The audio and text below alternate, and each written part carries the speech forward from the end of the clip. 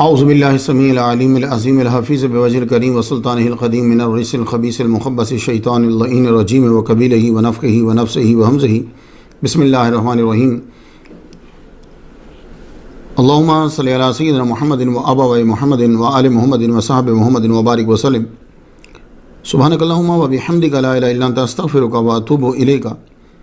तमाम नबियों के सरदार हज़रत मोहम्मद सल्लल्लाहु अलैहि वसल्लम और तमाम मज़ाहिब के सरदार दीन इस्लाम के पैरोकारों, सलामुन अलैकुम तिब्तुम। हम इकरार करते हैं कि अल्लाह ताला के सिवा कोई मबूद नहीं, कोई नबी, कोई वली, कोई जिन, कोई परी, कोई मज़ार, कोई कब्र जो है वो ना मबूद है और ना अल्लाह के बराबर है। वो अल्लाह वाहिद हकीकी है, जो उसका शरीक ठहराए वो दोज़खी है, मुशरिक है। हम इकरार करते हैं कि हुज़ूर सल्लल्लाहु अलैहि वसल्लम तमाम अम्बिया के सरदार हैं। आपके बाद अब किसी तरह का कोई नबी पैदा ना होगा, ना ज़िल्ली, न बरूज़ी, न मोती। जो हुज़ूर सल्लल्लाहु अलैहि वसल्लम की अदना सी भी तौहीन करेगा वो भी काफिर है। शैतान, जिसका नाम अज़ाज़ील है, पहला कामिल तौहीद परस्त, आबिद और जाहिद और जन्नती था, जिसने नबी की तौहीन की और ये कहा कि मैं इससे बेहतर हूँ और क्या मैं इस बशर को सजदा करूँ।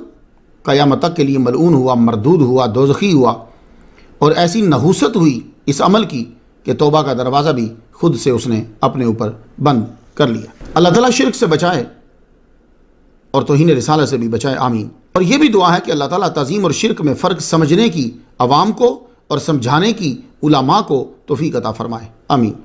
अज़ीम सनद के साथ अज़ीम पयाम जो है वो समात फ़रमा लें। यह सनद और हदीस इब्न माजा में आपको मिल जाएगी। इमाम रज़ा अलैहिस्सलाम बयान करते हैं अपने वालिद गिरामी इमाम मूसा काज़िम से, वो बयान करते हैं अपने वालिद गिरामी इमाम जाफ़र सादिक से, वो बयान करते हैं अपने वालिद गिरामी इमाम मोहम्मद अल बाकिर से, वो बयान करते हैं अपने वालिद गिरामी इमाम ज़ैनुल आबिदीन से, वो बयान करते हैं अपने वालिद गिरामी इमाम हुसैन अलैहिस्सलाम से, वो बयान करते हैं अपने वालिद गिरामी हज़रत अली शेर खुदा रज़ियल्लाहु तआला अन्हु से, वो बयान करते हैं मोहम्मद मुस्तफ़ा सल्लल्लाहु अलैहि वसल्लम से। हुज़ूर सल्लल्लाहु अलैहि वसल्लम ने फरमाया, अल ईमानु मारिफ़तुन बिल क़ल्बि क़ौलुन बिल लिसानी व अमलुन बिल अरकानी। ईमान नाम है दिल से जानने का, ज़ुबान से इकरार करने का और आज़ा से अपनी ताकत के मुताबिक अमल करने का नाम जो है ये कामिल ईमान। तसव्वुफ़ हमारा टॉपिक है और उसी के गिर्द हम घूमते रहते हैं। तसव्वुफ़ नाम है उन रस्तों का जो ले जाते हैं उस मंजिल तक जिस मंजिल का नाम कुरान मजीद ने तज़किया नफ्स रखा है और हदीस के अंदर उसका नाम एहसान आता है। इस रास्ते में जो राहबर है उसको मुर्शिद कहते हैं, पीर कहते हैं। उसकी निशानी क्या होती है? उसके एक हाथ में सुन्नत मुस्तफ़ा की शमा होती है और दूसरे हाथ में खौफ खुदा का असा होता है। यह उसकी निशानी होती है। अच्छे मकसद के लिए स्टोरीज को बयान करना यह अल्लाह ताला की सुन्नत है। नहनु नकुस्सु अलैका अहसनल क़सस बिमा औहीना इलैक। अल्लाह ताला खुद कुरान मजीद में अपने नबी को किस्से सुनाता है, बतलाता है। तसव्वुफ़ के बारे में मैं आपको एक बात करता जाऊं, जब मुखालिफ धड़े की गवाही आ जाए तो फिर ज़रा मजबूती आ जाती है। प्रोफेसर एच और गिब ने यह कहा, तारीख़ इस्लाम में बारहा ऐसे मौक़े आए कि इस्लाम के कल्चर को दबाया गया, लेकिन वो इसलिए ख़त्म ना हो सका कि फ़ौरन तसव्वुफ़ उसकी मदद को आ जाता और इतनी कुव्वत और तवानाई देता कि कोई ताकत इस्लाम को ख़त्म ना कर सकी। ये है तसव्वुफ़ की पावर। हाज़ा रहमतु मिन रब्बी। आज 20 जनवरी 2018 में हमारी गुफ्तगू जो है वो 125 नंबर पर पहुंच गई।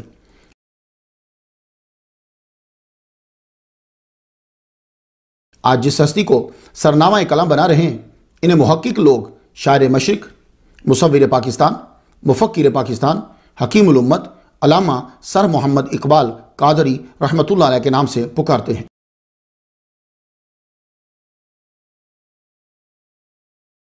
आप पीर पीरा सैयद अब्दुल कादिर गिलानी अल गौस पाक, उनके विसाल से 711 शमसी साल बाद पैदा हुए। आपको आज जनवरी 2018 में दुनिया से गए हुए 80 शमसी साल हो चुके हैं। आपका मज़ार मौजूदा मुल्क पाकिस्तान के शहर लाहौर, जो सूबा पंजाब में है, उस शहर लाहौर के बादशाही मस्जिद की जो है वो सीढ़ियों के पास आपका मज़ार मुबारक है। तसव्वुफ़ में मैं इनका जिक्र क्यों कर रहा हूँ? बहुत से लोग जो हैं वो एकदम से उठ गए होंगे नाम सुनकर। तसव्वुफ में मैं इनका जिक्र क्यों कर रहा हूँ?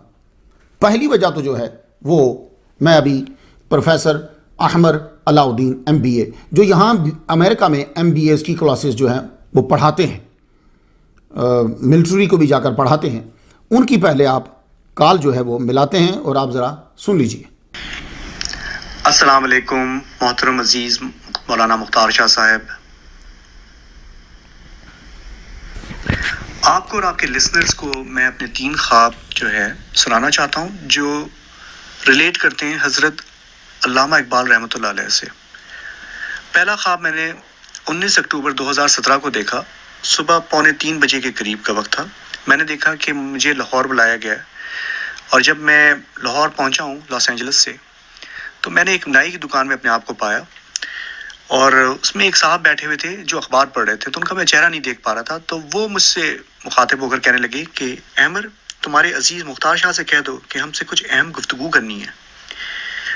तो मैंने जब उनसे दरियाफ्त किया कि वो कौन है, तो उन्होंने अखबार से अपना अखबार हटाया उनके चेहरे के सामने से, तो मैंने हज़रत अल्लामा इकबाल रहमतुल्लाह अलैह को पाया। तो कहने लगे कि मेरा नाम इकबाल है। दूसरा ख्वाब मैंने 26 अक्टूबर 2017 को देखा।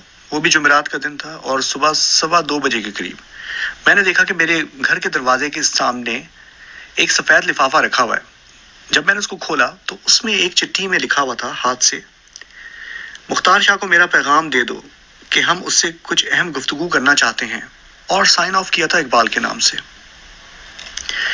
तीसरा ख्वाब मैंने देखा 9 नवंबर को 2017, ये सुबह 3 बजे का वक्त है, और ख्वाब में मैंने देखा कि मैं एक बहुत सरसब्ज इलाके में हूँ और वहाँ पे एक मेले जैसा एक माहौल है और काफ़ी लोगों का हजूम है।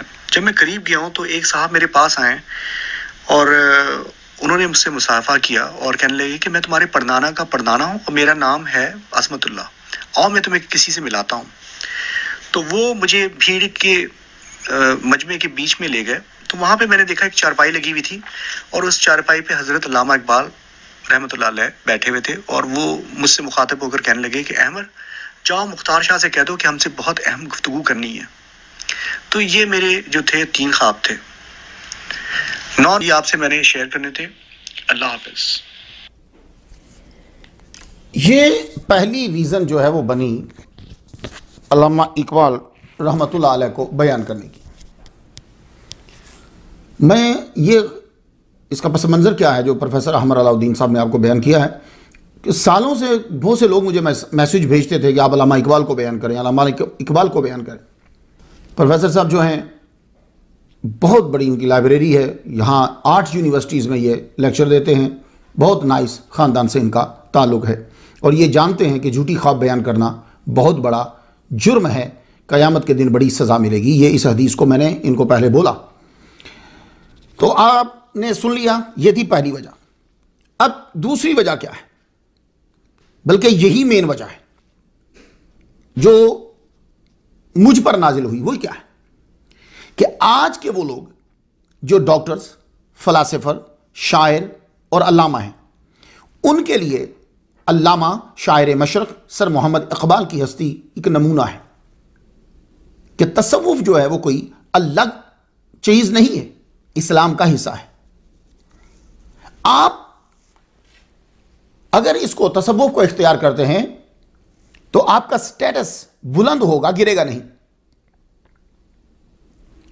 तीसरी वजह, 30 दिसंबर 1915 ईस्वी को एक खत ख्वाजा हसन निज़ामी रहमतुल्लाह अलैह को इन्होंने लिखा। तो अल्लामा इकबाल क्या कहते हैं उस खत में, मेरा फितरी और आबाई मैलान तसव्वुफ की तरफ है और यूरोप का फलसफा पढ़ने से यह मैलान और भी कवी हो गया। तो अल्लामा इकबाल को तसव्वुफ में चुनने की वजह यह है, इंतखाब करने की वजह यह है कि आज के दौर के जो खुद को पढ़े लिखे लोग कहते हैं जी हम वकील हैं, हम डॉक्टर्स हैं, हम शायर हैं, हम फलासिफर हैं, हम इंजीनियर हैं, हम लेक्चरर हैं, हम तसव्वुफ को क्यों अपनाएं। तो उन तमाम लोगों के लिए यह हस्ती एक नमूने के तौर पर मैं पेश कर रहा हूं कि आपने बज़ाम ख़्वेश जदीद उलूम पढ़ लिए हैं और समझते हैं कि तसव्वुफ की ज़रूरत नहीं है, तो आप अल्लामा इकबाल को ज़रा सुन लीजिए। अब आपको समझ आ गई। और एक वजह और कि अल्लामा इकबाल बजाते खुद सूफिया औलिया के चाहने वाले, आप खुद कादरी थे, हजरत मौलाना रूम को अपना पीर तस्लीम करते थे और यूं फरमाया आपने, पीर रूमी खाकरा अक्सीर करद अज गुबारम जलवाहा तामीर करद। मुर्शिद रूमी की तवज्जो खास ने खाक को अक्सीर कर दिया और मेरे खाकी वजूद से अनवार व तजल्लियात का ज़हूर मुमकिन हुआ कि मैंने जब उनको पीर माना तो फिर अनवार व तजल्लियात का ज़हूर जो है वो मुमकिन हुआ। तो ये तसव्वुफ के चाहने वालों में से आप अल्लामा इकबाल मुसलमानों के लिए तसव्वुफ ज़रूरी समझते हैं और सूफिया और औलिया की सीरत मांगते हैं। संजर ख्वाजा मोइनुद्दीन अजमेरी चिश्ती, जुनैद बस्तामी मशहूर नाम है। तो आपके नजदीक सूफिया के दर पर झुकने वाले को ही फैज मिलता है। तो आपने फरमाया, कीमिया पैदा कुन अज मुश्ते गिले बोसा जन बर आस्ताने कामिले।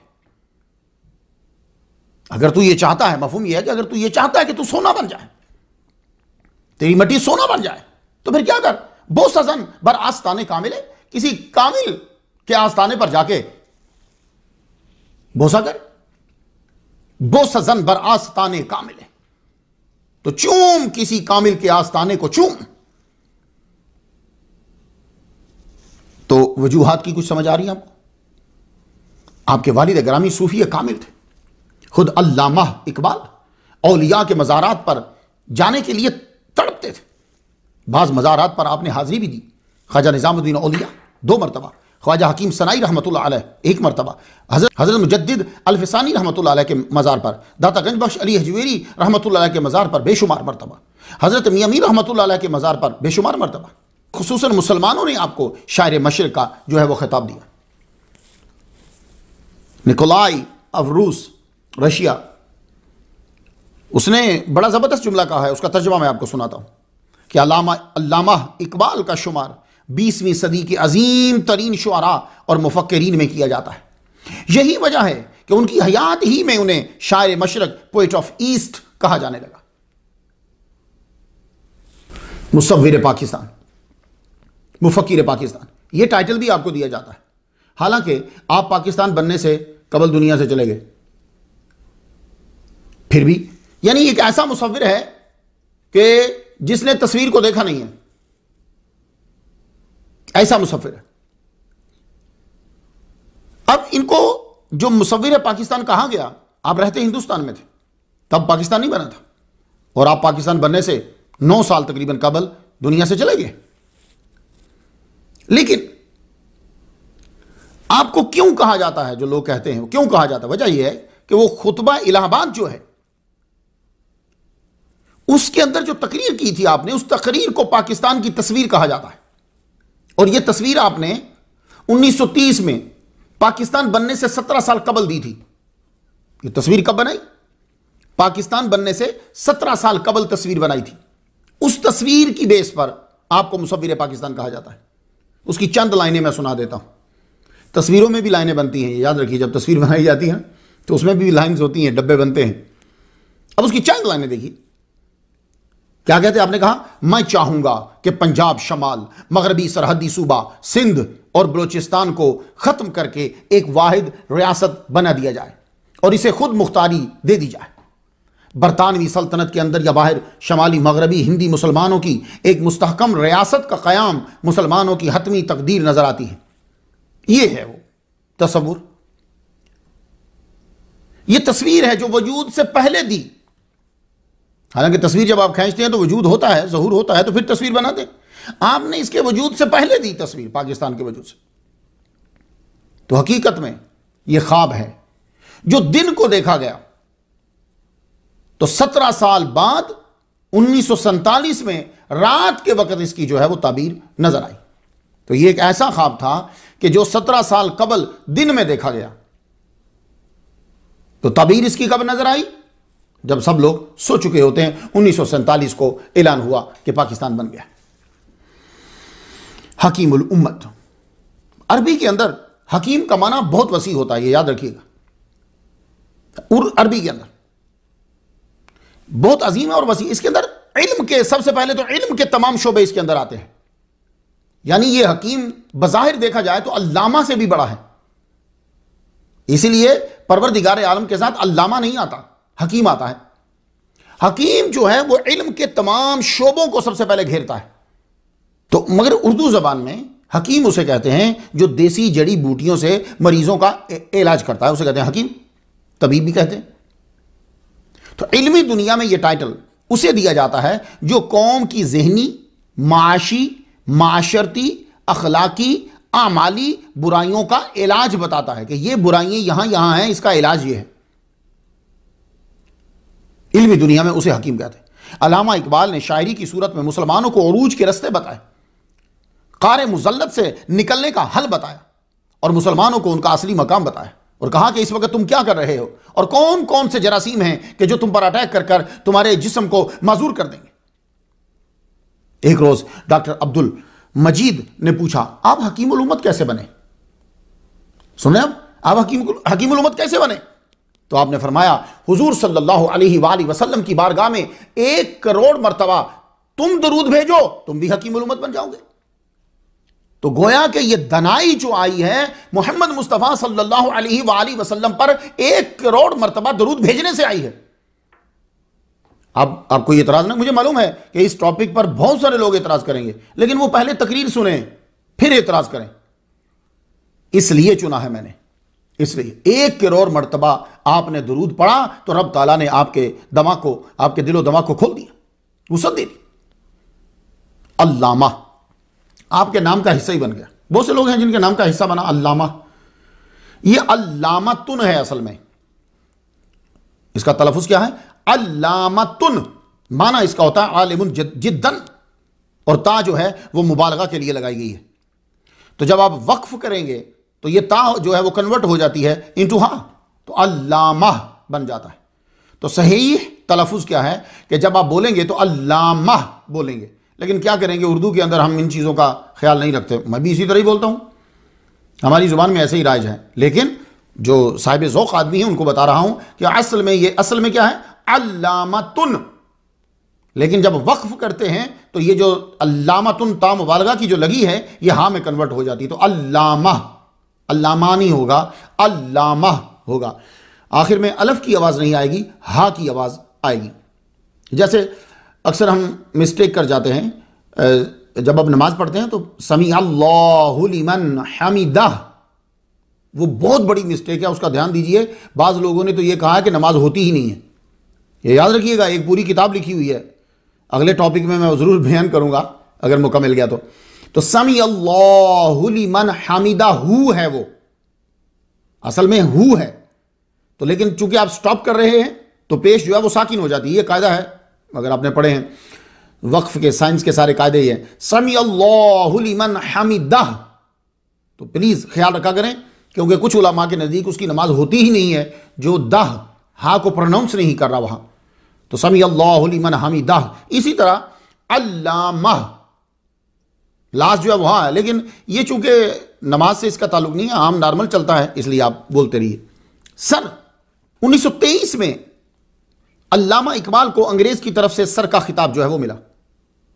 तो 1297 में इंग्लैंड ने शुरू किया था नवाब के लिए, फिर आहिस्ता आहिस्ता आहिस्ता था, एक दफ़ा एक टाइटल बहुत हाई होता है, लेकिन वक्त के गुजरने के साथ साथ वो टाइटल आम हो जाता है। ये अल्लामा बहुत बड़ा टाइटल होता था, अब हर एक को अल्लामा बोलते थे। मौलाना बहुत बड़ा टाइटल, लेकिन अब हर बंदा मौलाना है।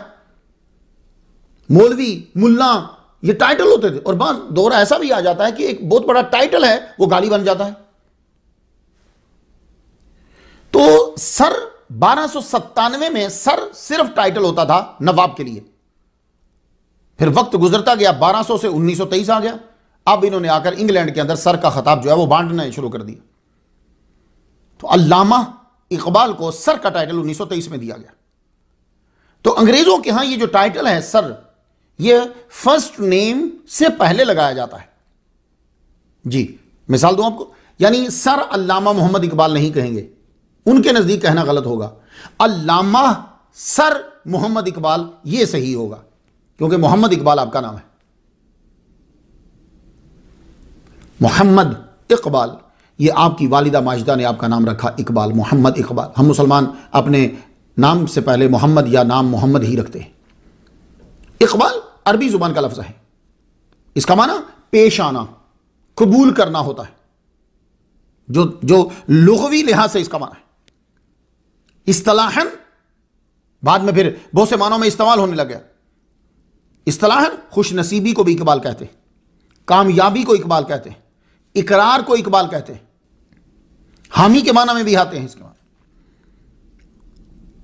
मखदूम अल-मुल्क शरफुद्दीन अहमद यहया मनेरी रहमतुल्लाह अलैह ने फरमाया, इकबाल का माना किसी चीज की तरफ रुख करने के हैं। किसी चीज की तरफ रुख करने का माना भी इकबाल है, और इसको इकबाल भी पढ़ सकते हैं और इसको अकबाल भी पढ़ सकते हैं। लेकिन अकबाल के थोड़े से माना डिफरेंट होंगे, लेकिन इकबाल और अकबाल के कहीं कहीं जाके माना आपस में मिल जाते हैं। कादरी, ये भी आपके नाम का हिस्सा है, लेकिन बहुत कम लगाते हैं और बहुत कम जानते हैं।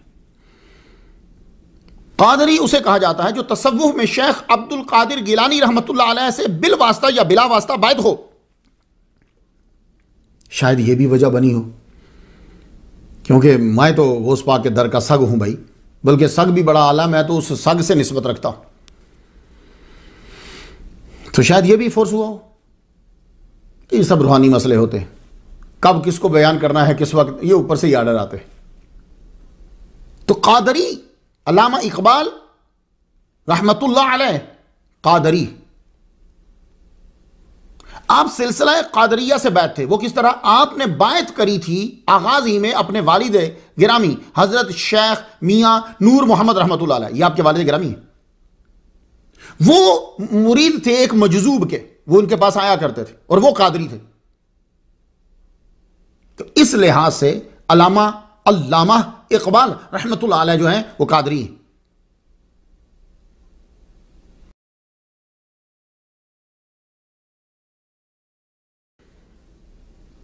आइए अब आगे बढ़ जाते हैं। इंतजार कर रहे होंगे आप, आपके आबा व अजदाद जो हैं, अल्लामा इकबाल रहमतुल्लाह अलैह के आबा व अजदाद कश्मीरी पंडित थे, यानी कोई छोटा खानदान नहीं। आप समझे कि गरीब लोग थे तो ऐसे ही मजहब इख्तियार कर लिया, नहीं, कश्मीरी पंडित हैं। ये आज भी बड़ा आला मकाम रखते हैं। तो कहा जाता है कि शाहजहां के दौर के अंदर इन्होंने इस्लाम को कबूल किया, इस खानदान ने। फिर जब कश्मीर सिखों के अंडर आया, तो ये जिस इलाके में रहते थे वो इलाका जब उनके अंडर आ गया, तो ये वहां से मूव करके सियालकोट में आ गए। ये सलबाइन बाद शहजादे ने बनाया था, उसके बाद ये सलकोट, फिर ये सियालकोट बन गया। ठीक है, तो पाकिस्तान के शहर सियालकोट के अंदर जो है वो आ गए। अल्लामा इकबाल के वालिद गिरामी शेख नूर मोहम्मद कादरी रहमतुल्लाह अलैह की शादी सियालकोट में हुई थी, एक पंजाबी घराने के अंदर। बड़ी नेक सीरत औरत, इमाम बीबी उनका नाम। तो उस दौर में तो तसव्वुर ही नहीं किया जा सकता कि औरत तहज्जुद छोड़े, क्योंकि उसने जागना ही तहज्जुद में होता था। वो तसव्वुर ही छोड़ दीजिए बस कि मुसलमान हो और औरत तहज्जुद ना पढ़ती हो। ये नमाजें तो उस पर तो सोचो भी ना कि कभी छूटी होगी। तो आपके वालिद गिरामी उलामा जो खासतौर पे सूफी होते थे, बड़े कदरदान थे उनके। जब खबर मिलती अल्लामा इकबाल रहमतुल्लाह अलैह के वालिद गिरामी को फलां जगह पे एक पीर साहब आए हैं, तकरीर करेंगे, वाज फरमाएंगे, चले जाते, काम छोड़ते, काम बंद करते, वहां पहुंच जाते। आपका जरिया माश जो है वो खयाती और बजाजी था। पुराने दौर के अंदर ये होता था कि कपड़ा भी बेचते, सी भी देते। आजकल भी होता है कि एक ही शोबे से जो रिलेटेड काम है वो सारे जोड़ लिए जाते हैं। तो खयाती और बजाज दोनों, कपड़ा बेचते भी, कपड़ा सी भी देते। तसव्वुफ का बड़ा इल्म रखते थे आप। बेटे के अंदर असर आता है, बच्चों में असर आता है, ये याद रखिएगा। सारों में ना आए, कुछ में आएगा। आपके एक दोस्त थे शमसुल उलमा सैयद मीर हसन रहमतुल्लाह अलैह, अरबी के और फारसी के माहिर। आप अल्लामा इकबाल रहमतुल्लाह अलैह के वालिद गिरामी को कहते थे ये उम्मी फलसफी है, यानी बेपड़ा फलसफी है। अल्लाह अकबर जल्ला शाह। हर लम्हा औलिया के तरीके पे होता, नमाज बा जमात अदा करते, जिक्र व अज़कार तहज्जुद बाकायदा पढ़ते।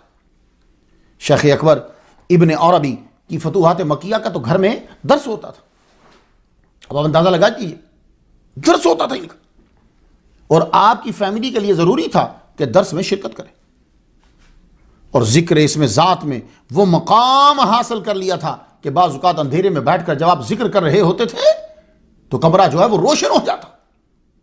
इसमें ज़ात में जब आदमी को कमाल हासिल हो जाता है तो फिर आदमी तन्हाई में बैठकर जब जिक्र करे तो इल्लल्लाह की जब ज़रब लगाता है तो कमरा रोशन हो जाता है। एक रोज आपने ख्वाब देखा। ख्वाब में क्या देखते हैं कि एक सफेद कबूतर उड़ता हुआ आया और उनकी गोद में आकर बैठ गया। तो आपने, उस दौर में सूफिया औलिया होते थे, जाके एक बुजुर्ग से पूछा कि इस ख्वाब की ताबीर क्या है। कहने लगे, ये ख्वाब अगर तुमने देखा ही है तो फिर ताबीर ये है कि अल्लाह ताला तुझे एक बेटा अता फरमाएगा जो बाइकबाल होगा। ये तो इस ख्वाब के बाद वो घड़ी आ गई। नवंबर 1877 में अल्लाह ताला ने आपको बेटा अता फरमाया। आपकी वालिदा माजिदा परहेजगार थी, उन्होंने नाम रखा मोहम्मद इकबाल। क्या घड़ी थी, रब ताला ने इकबाल बुलंदी अता फरमा दी, कबूल कर लिया। तो सैयद सुलेमान नदवी लिखते हैं कि शायद बहुत कम लोगों को मालूम हो कि अल्लामा इकबाल एक सूफी खानदान में पैदा हुए।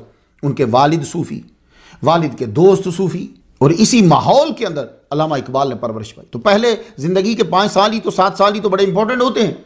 तो अल्लामा इकबाल रहमतुल्लाह अलैह के वो जो पहले 7 साल हैं वो फतूहात मक्किया, इब्न अरबी की रोशनी, औलिया, सूफिया, घर के अंदर सब ये सूफियाना माहौल, उसी में परवरिश पाई। तो जो पहले 7 साल में होता है वो आखिरी साल में जाकर फिर वापस आ जाता है। बीच में अगर कहीं तुमने छोड़ भी दिया हो तो अल्लामा इकबाल ने जब पहले जिंदगी के 7 साल में तसव्वुफ को पाया है तो आगे ये बढ़ता रहा बढ़ता रहा बढ़ता रहा, और एंड पे देख लीजिए एंड तक क्या हुआ। आप बच्चे को नेक देखना चाहते हैं तो कम से कम 80% से ज्यादा आपको नेक होना पड़ेगा। कम अज कम मिनिमम 80% से ज्यादा आपको नेक होना पड़ेगा। तब आप अपने बच्चे को 20% 30% नेक देखेंगे। आपको परहेजगारी के काम करने पड़ेंगे, क्योंकि बच्चा विलादत से 5 साल तक की उम्र जो उसकी होती है वो बार बार आपको देखता है और सुनता है। उस वक्त उसकी कोई चीज और नहीं होती, वो आप ही को सुनता है, आप ही को देखता है। पैदा होने से लेके 7 साल की उम्र तक, 5 साल की उम्र तक बता रहा हूं मैं आपको। अमेरिका और यूरोप में पैदा होने वाले जो बच्चे हैं, क्या सूरत हाल होती है मां बाप को। मैं रीजन एक बता दूं आपको, वो रीजन ये होती है, हम चाहते कुछ और है, करते कुछ और है। बच्चा छोटा होता है, बाप बेचारा जो है वो घर को संभालने के लिए 12-12 घंटे 14-14 घंटे काम कर रहा है ताकि घर के अंदर जो है वो चीजें पूरी रहें। मकान अच्छा हो, टेबल कुर्सी अच्छी हो, सोफा अच्छा हो, बेड अच्छा हो, खाना अच्छा मिले। इन चीजों को सेट करने में वो लगा रहता है ताकि पैसे मेरे पास ज्यादा आ जाए। अब बच्चा जो है वो छोटा है, टाइम इसे नहीं मिला, तो बच्चा क्या करता है, अब उसने भी टाइम की स्पेंड तो करना है। फिर वो आहिस्ता आहिस्ता शुरू करेगा अपने दोस्त बनाने, अपनी तवज्जो के मरकज बनाने। अब वो शुरू होता जाएगा। जब बच्चा हो गया 12 साल का, 15 साल का, उसने अपने वक्त को स्पेंड करने की सारी चीजें बना ली हैं। अब अब्बा जो है वो जरा बूढ़े हुए, इनके पास टाइम आया, इनको टाइम मिला। अब जब इनको टाइम मिला तो ये अब आया अपने बच्चे के पास, लेकिन अब बच्चे के पास टाइम नहीं था। ये मसला बनता है। अब बच्चे के पास टाइम नहीं था, क्यों कि वो ढूंढ चुका है, अपने दोस्त ढूंढ चुका है, क्या चीजें पसंद है वो ढूंढ चुका है। अब इसमें मैं ये फैसला तो नहीं करता कि बेटे का कसूर है या अब्बा का कसूर है। अब फैसला आप लोग कर लीजिए, क्योंकि हर 2 सूरत में कुर्बानी ही कुर्बानी है। कसूर पे क्या डिस्कस करेंगे, कुर्बानी ही कुर्बानी, और मजीद मेहनत है। मगर अल्लामा इकबाल की खुशकिस्मती ये थी कि मां मिली तहज्जुद गुजार, बाप भी तहज्जुद गुजार और सूफी। वो बाहर ही नहीं घर में भी, वो बाहर ही नहीं घर में भी औलिया और सूफिया की महफिल लगवाते। यहां तक कि अल्लामा इकबाल कहते हैं कि मेरी उम्र 4 साल थी और हमारे घर में फतूहात मक्किया का दर्स होता था। अल्लामा इकबाल के लिए जरूरी था 4 साल की उम्र के अंदर भी कि वो फतूहात मक्किया के दर्स में बैठे, भले से समझ आए ना आए। ये बैठना भी बड़ी बात है। मैं अमेरिका में 17 साल से दीन की खिदमत कर रहा हूं। माँ बाप से अक्सर सुनता हूं, ओ जी बच्चे हमारे कहते हैं हमें समझ नहीं आती, बच्चों को समझ नहीं आती। मैंने कहा बच्चों को सारी समझ आती है, मैं सारे तजर्बे यहां कर चुका हूं। यह मत कहो कि बच्चों को समझ नहीं आती, बच्चों को समझ आती है। जो तुम बोल रहे हो तुम्हारी भी समझ आती है, उनको उर्दू समझ में आती है। बिठाओ उनको, जबरदस्ती बिठाओ उनको, ना भी समझ आए तो भी बिठा दो, एक ताल्लुक तो रहेगा, एक ताल्लुक तो रहेगा। तो अल्लामा इकबाल को बिठा दें। तो ये मैं, अगर आप इब्ने अरबी और उनकी कुतुब के बारे में पढ़ना चाहो तो मैं 120 नंबर स्टोरी पर इनका तज़किरा कर आया हूं, सुन लीजिएगा।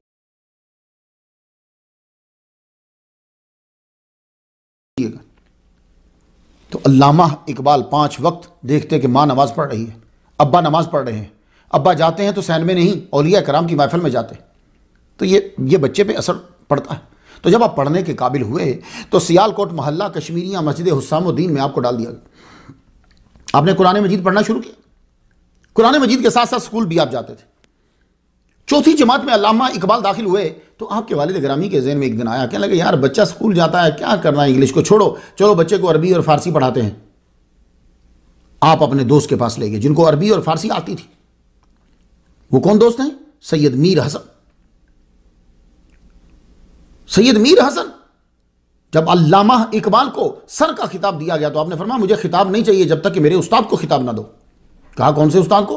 कहा सैयद मीर हसन को। कहा उन्होंने तो कोई किताब नहीं लिखी, उनको काहे का खिताब दें हम? कहने लगे मैं नहीं नजर आ रहा तुम्हें, मैं आज जो कुछ तुम्हें नजर आ रहा हूं, जो सर का मुझे तुम टाइटल दे रहे हो, वो मेरे उस उस्ताद ही की तो वजह से है। हाय हाय अल्लाह अकबर। फिर उनको शम्सुल उलमा का खिताब दिया गया। ऐसे शागिर्द होते हैं।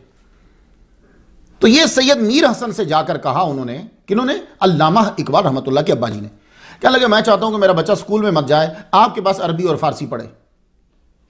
आपने फरमाया भाई सिर्फ अरबी और फारसी नहीं, स्कूल जाएगा वो इंग्लिश पढ़ेगा लेकिन मेरे पास भी आएगा, स्कूल नहीं तुमने छुड़वाना। बात मान ली, उनको स्कूल भेजने लगे। तो अब सैयद मीर हसन रहमतुल्लाह अलैह के साथ एक किस्म की दोस्ती ही हो गई। और ये उस्ताद और शागिर्द ऐसा ताल्लुक हुआ कि एफए तक फिर ये ताल्लुक चला, खत्म नहीं हुआ। 4थी जमात से लेकर एफए तक अल्लामा इकबाल रहमतुल्लाह अलैह सैयद मीर हसन रहमतुल्लाह अलैह से जुड़े रहे। इंग्लिश स्कूल से मिल जाती थी, अरबी और फारसी इस उस्ताद से मिल जाती थी। आप हर क्लास में टॉप करते और वजीफा हासिल करते। सियालकोट स्कॉच मिशन कॉलेज में एफए में थे कि अशार कहने आपने शुरू कर दी। सियालकोट में ही पढ़ते थे। उस दौर में दाग देहलवी जो हैं मरहूम, उनका बड़ा नाम था, यहां भी और वहां भी। तब तो पाकिस्तान और हिंदुस्तान एक ही थे ना, बड़ा नाम था। तो लोग उनके शागिर्द बनने के लिए यहां इस साइड के लोग क्या करते थे कि वो खत लिखकर, अपना कलाम लिखकर उनको भेजते थे। वो फिर उसे उसकी इस्लाह करते, इस्लाह करने के बाद वापस भेज देते पंजाब में। ये जो दूर दराज दिल्ली नहीं वहां नहीं रहते, यहां रहते हैं। तो इस तरह क्या होता, इस्लाह भी हो जाती और ये आदमी उनका शागिर्द भी हो जाता। तो बड़ी बात है भाई, इतने बड़े उस्ताद की शागिर्दी। तो अल्लामा इकबाल रहमतुल्लाह अलैह ने भी यही किया। आपने अपनी गज़लें लिखी, अभी एफए में पढ़ते हैं आप, अपनी गज़लें लिखी और दाग देहलवी को भेज दी। उन्हें जब भेजी उन्होंने चेक की, 1 2 3 4 5 करी। करने के बाद आपने लिख दिया कि भाई इस्लाह की ज़रूरत बहुत कम है, इस्लाह की ज़रूरत बहुत कम है। तो अल्लामा इकबाल इस तरह से दाग देहलवी के शागिर्द हुए। तो जब अल्लामा इकबाल मशहूर हो गए तो फिर दाग देहलवी जो हैं वो फखरिया तौर पर बतलाया करते थे और इस वाक़े को बयान करते थे। ये शायरी का सिलसिला कम या ज़्यादा चलता रहा, मगर अवाम में आप 1901 में मशहूर हुए। ने एफ पास किया तो लाहौर तशरीफ़ लाए, शेख गुलाबदीन ने रिसीव किया, अपने घर में ले गए, चंद दिन वहाँ जो है वो हमने क़याम किया। उसके बाद आप आज भी और उस दौर में भी हाई स्टेटस एक कॉलेज रखता है, लाहौर कॉलेज। ये नासिर बाग दाता साहब की तरफ आप जाएं अगर तो ज़िला कचहरी से ये पहले आता है राइट साइड में, अगर आप चुबुर्ची से आ रहे हैं तो लाहौर कॉलेज उस दौर में भी हाई स्टेटस। तो आपकी सलाहियत और काबिलियत की बिना पर यहां आपको दाखिला मिल गया। तो आप हॉस्टल के कमरा नंबर 1 में रहने लगे। आपने मेहनत से पढ़ा, 1897 में बीए जो है वो आपने पास कर लिया, बैचलर ऑफ आर्ट्स। नवाया पोजीशन में आपने पास किया, 2 तलाई तमगे जो हैं वो आपको मिले। अब आपने एमए करना था। सोच रहे थे कि मैं किस मास्टर्स डिग्री जो है वो किस टॉपिक में लूं। तो उन्हीं दिनों में अलीगढ़ यूनिवर्सिटी से मिस्टर थॉमस वॉकर आर्नल्ड जो है वो आए हुए थे। तो अल्लामा इकबाल इनसे मुतासिर हुए, तो फैसला करना जो है वो आसान हो गया कि मास्टर्स की डिग्री किस में ली जाए। तो Thomas walker Arnold British orientalist और इस्लामिक आर्ट के माहिर थे। प्रीचिंग ऑफ इस्लाम इन्होंने ही लिखी है। तो अल्लामा इकबाल की जैसे इनसे दोस्ती हो गई। ये था तो आपका उस्ताद, मगर कहा करता था कि ऐसा शागिर्द उस्ताद को मुहक्किक और मुहक्किक को मुहक्किक तर बना देता है। 1899 में अल्लामा इकबाल ने एमए किया और टॉप किया। एमए के बाद अल्लामा इकबाल ओरिएंटल कॉलेज में तारीख और फलसफा के प्रोफेसर हुए। शायरी साथ साथ जारी रही। 1901 में आपकी नज़म छपी और 1901 में आपकी किताब इल्मुल इक्तिसाद शाया हुई। 1905 में आप यूरोप की तरफ रवाना हुए। तो यूरोप जाने से पहले जरा देख लीजिए आप, उस दौर क्या एमए पास जो फलसफा भी जानता है, जिसने हर इम्तिहान में टॉप किया है शुरू से लेकर एंड तक, वो यूरोप जाने से पहले क्या करता है? यूरोप जाने से पहले हजरत ख्वाजा निजामुद्दीन औलिया रहमतुल्लाह के दरबार पे हाजिरी दे रहे हैं। इनका तज़किरा मैं 46 नंबर स्टोरी पे कर आया हूं, सुन लीजिएगा।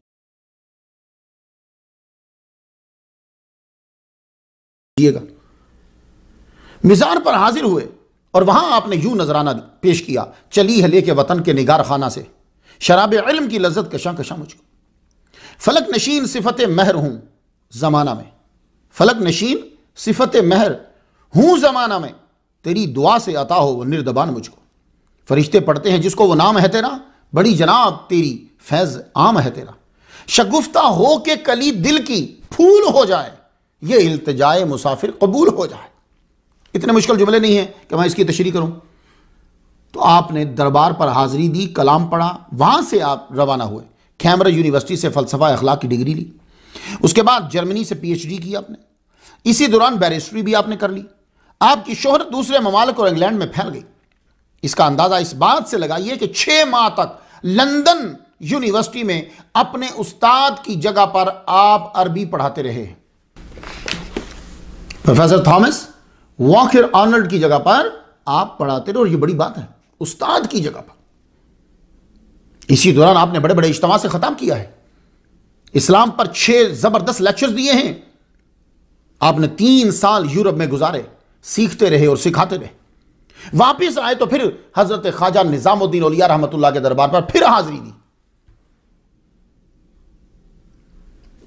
इसलिए मैंने आपको बयान किया है कि जितने डॉक्टर्स माशाल्लाह आप सुनते हैं, मेरे पास मैसेज आते रहते हैं लोगों के, तो मैं सबसे अर्ज करना चाहूंगा, आप फिलासफर हो, डॉक्टर हो, इंजीनियर हो, आप क्या हो, लेक्चरार हो, बैरिस्टर हो, जज हो, वकील हो, लीडर हो, जो कुछ हो, अल्लामा इकबाल को देख लो। ये आदमी इतने मकाम पर पहुंचने के बाद फिर तसव्वुफ को क्यों बार बार मान रहा है? रीजन क्या है?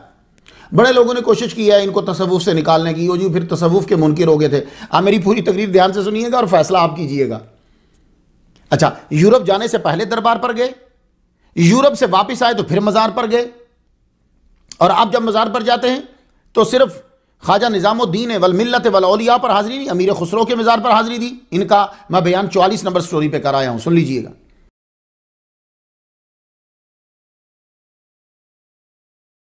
रहे ना ऐबा को गौरी के मार का बाकी, हमेशा ताज़ा और शीरी है नगमा खुसरो।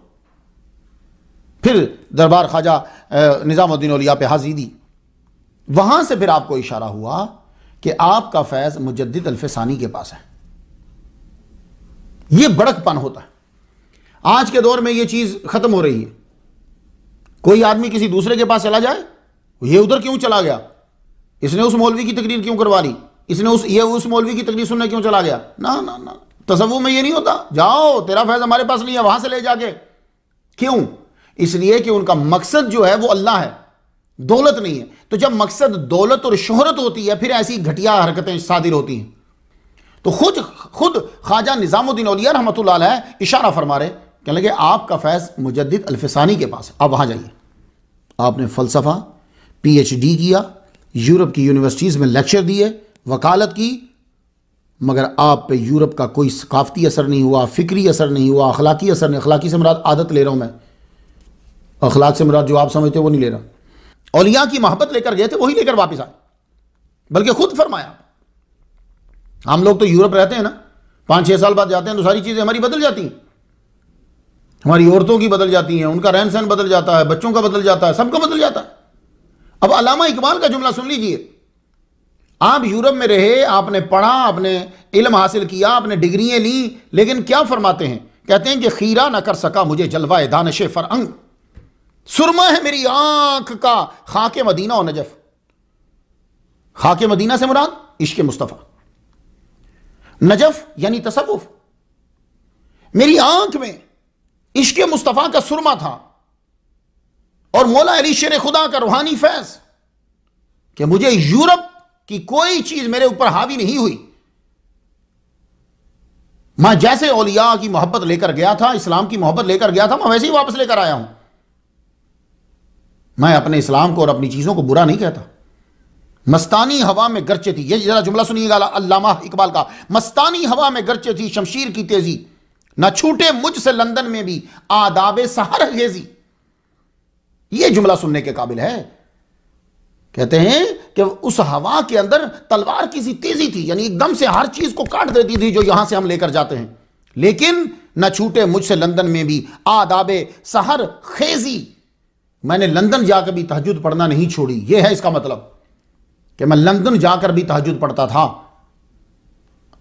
अल्लामा इकबाल को बुरा कहने वालों, आप लोग यूरोप में आकर तहज्जुद पढ़ रहे हो?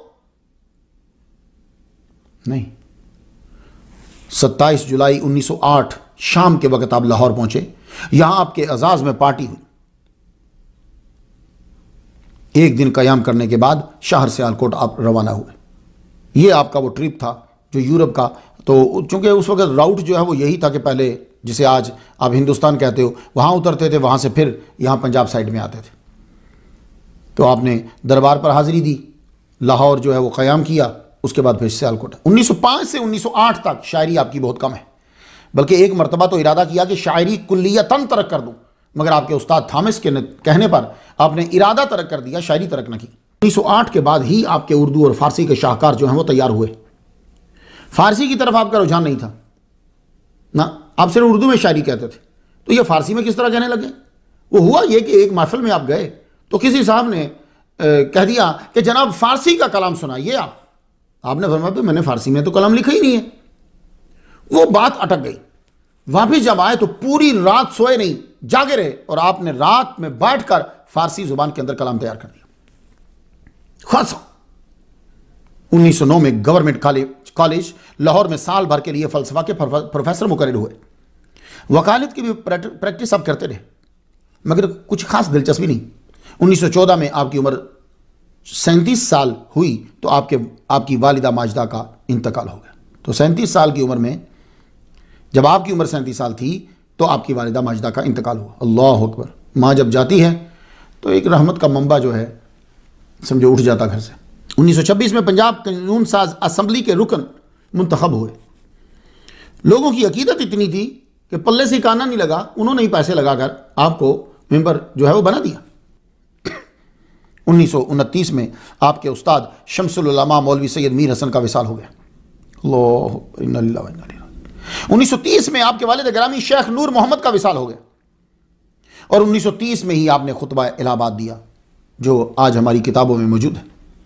1931 में गोल मेज कॉन्फ्रेंस में शिरकत के लिए इंग्लैंड गए।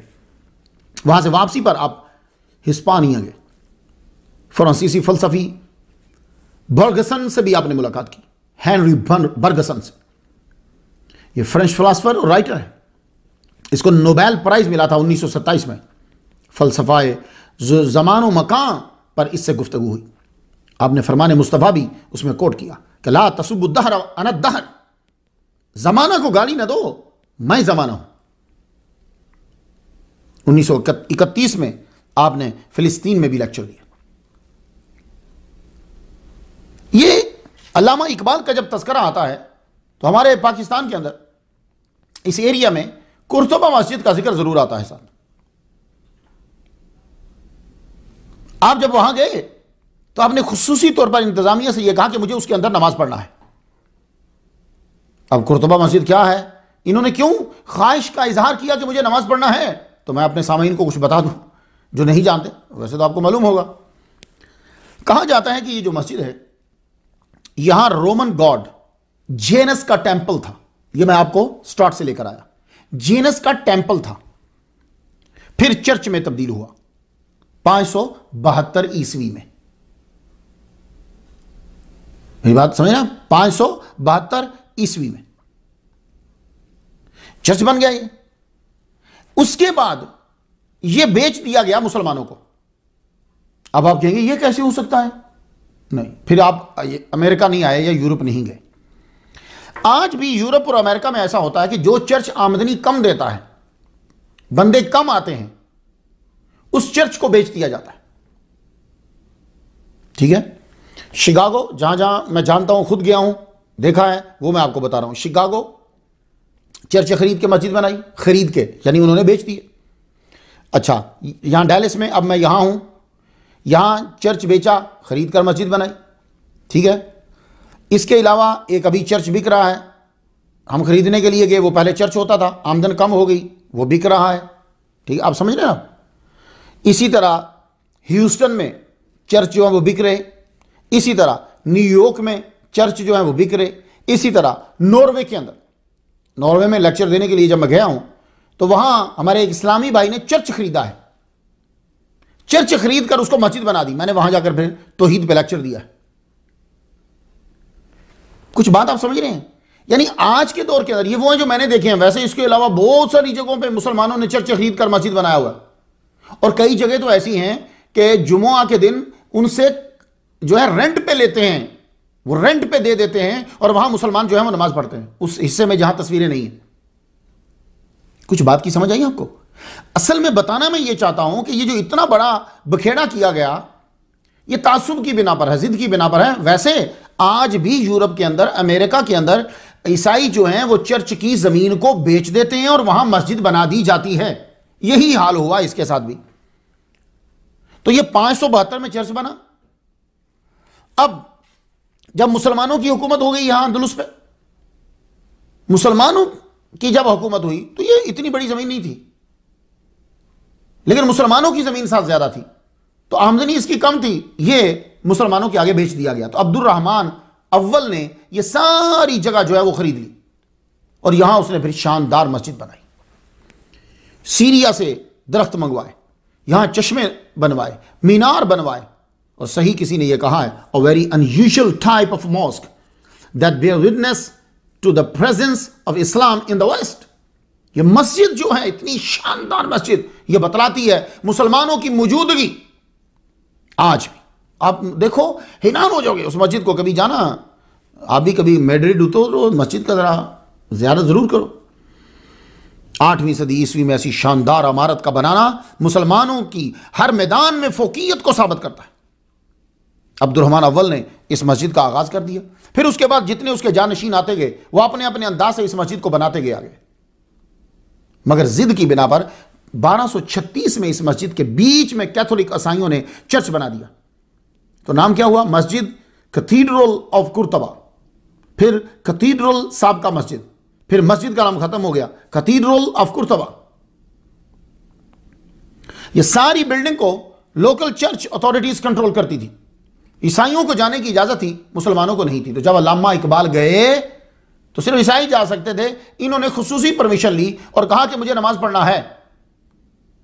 1984 में, ये अल्लामा इकबाल के फिर बहुत बाद, 1984 में वर्ल्ड हेरिटेज डिक्लेयर कर दिया गया। क्या मतलब कि यानी ये जो मस्जिद है, ये जो जगह है, ये जाती प्रॉपर्टी किसी की नहीं है, किसी इदारे की नहीं है। ये अब क्या हुआ? पब्लिक प्रॉपर्टी हो गई।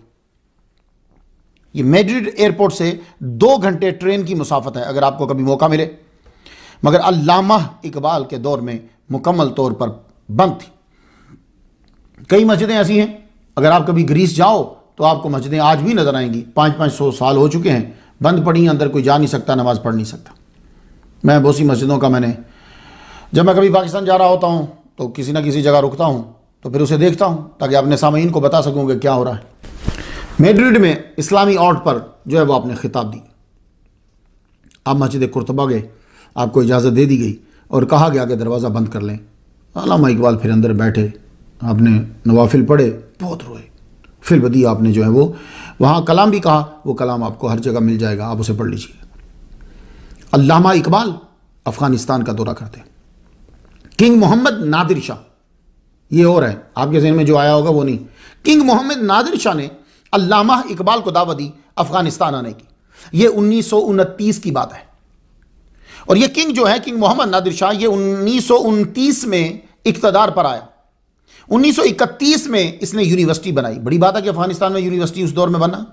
और आपको लेक्चर की दावत दी गई, आप तशरीफ़ ले गए, तकरीबन 1 साल बाद तशरीफ़ लेकर गए।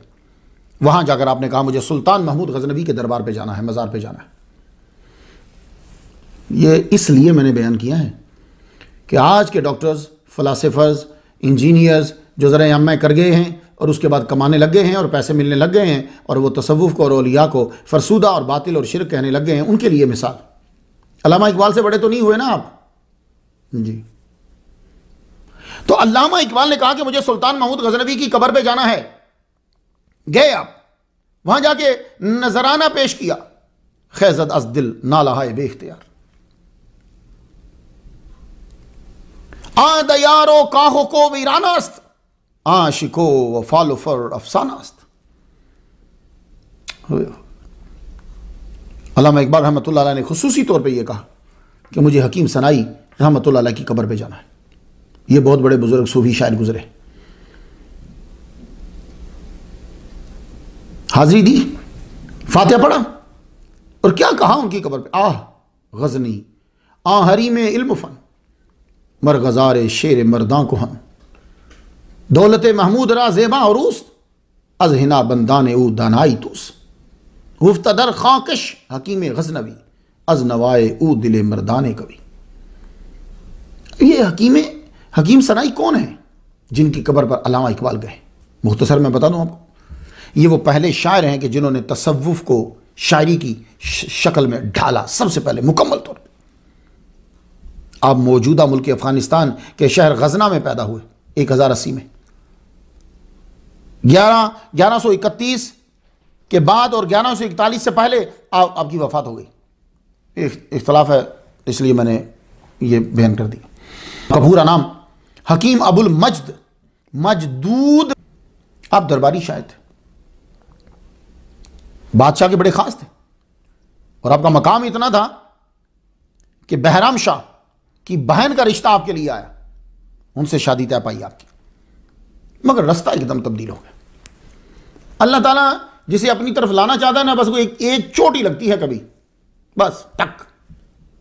ये सुल्तान इब्राहिम ऑफ गजनी ने इंडिया पर हमला करने की ठान ली, इरादा कर लिया, तैयारी कर रहा था, तो इन्होंने उसके लिए एक गजल लिखी और वो लिख के ले जा रहे थे। रास्ते में एक बाग आता है।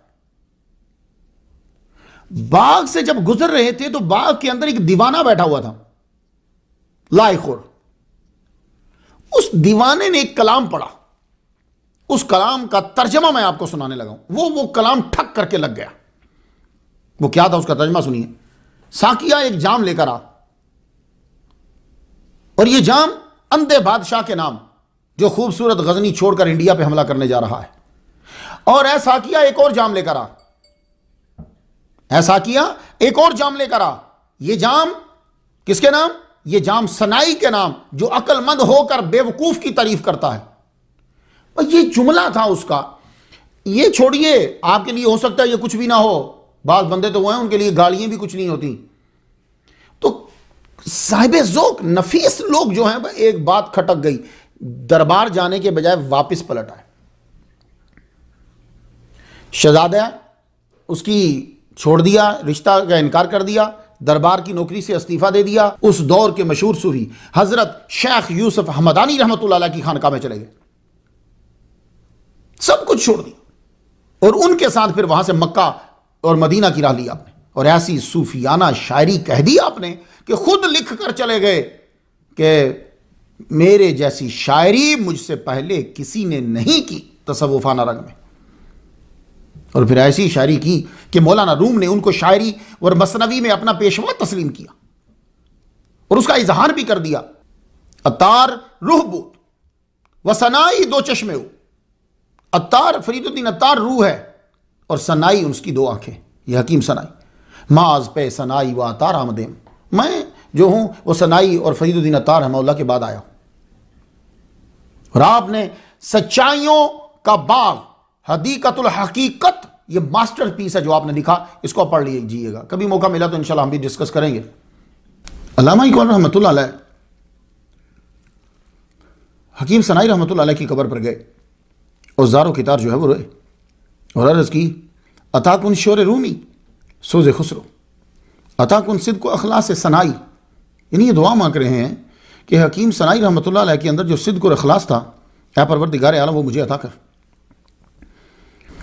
बू अली शाह कलंदर रहमतुल्लाह अलैह 38 नंबर स्टोरी पे मैं इनका जिक्र कराया हूं, आप उसे ज़रूर सुनिएगा।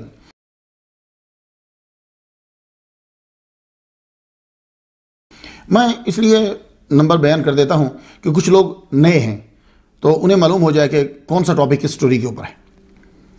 बू अली शाह कलंदर रहमतुल्लाह अलैह के साथ ताल्लुक़ अल्लामा इकबाल रहमतुल्लाह अलैह का तस्वुर खुदी में शायर मशरक डॉक्टर अल्लामा इकबाल रहमतुल्लाह अलैह ने औलिया और सूफिया से मिसालें दी हैं। तस्वुर खुदी के अंदर उनसे मिसालें दी। यानी खुदी क्या है, ये एक बहुत टॉपिक है, बोल चुके हैं और आप भी सुन लिया होगा। मेरा टॉपिक ज़रा तसव्वुफ। खुदी ये है कि एक फ़कीर बादशाह को लिखता है, एक फ़कीर बादशाह को लिखता है, बाजगीर ई आमले बदगोहरे वरना बख्शम मुल्क तू दीगरे। ये मिसाल दी आपने। हुआ क्या था, मेरे वालिद ग्रामी तालिब हुसैन शाह रहमतुल्लाह अलैह, उनसे मैंने सुना था वाक़या। बू अली शाह कलंदर रहमतुल्लाह अलैह के ज़ाहिरी दौर के अंदर आपका एक मुरीद जो है वो रास्ते में बैठा हुआ अपने हाल में मगन है। बादशाह की सवारी गुजर रही थी तो सबाई ने कहा हटो, बादशाह आ रहे हैं, रास्ता साफ करो। कहने लगा हमने तो आज तक सुना है कि बादशाह तो सिर्फ बू अली शाह कलंदर है, इसके अलावा और कौन बादशाह है। उसने मार के हटा दिया।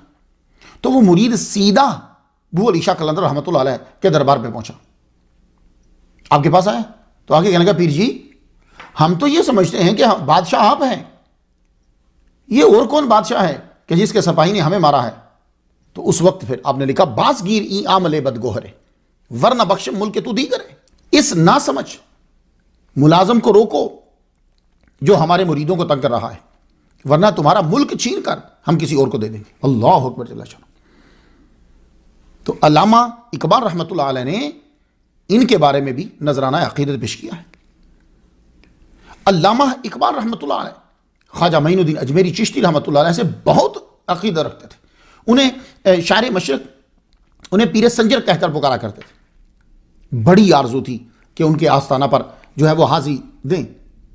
तो इसका इजहार आपने अपने एक खत में किया जो 29 मार्च 1900 में आपने लिखा महाराजा सर किशन प्रसाद को।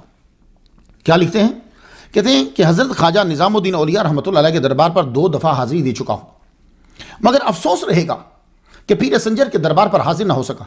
इंशाअल्लाह अब जाऊंगा तो आस्ताना की ज़ियारत से शरफ अंदोज होकर वापस आऊंगा, मगर आप ना जा सके। मोहब्बत की शिद्दत देखिए पीर संजर से, जा ना सके लेकिन खुद पीर संजर ने आकर ज़ियारत जो है वो करवा दी।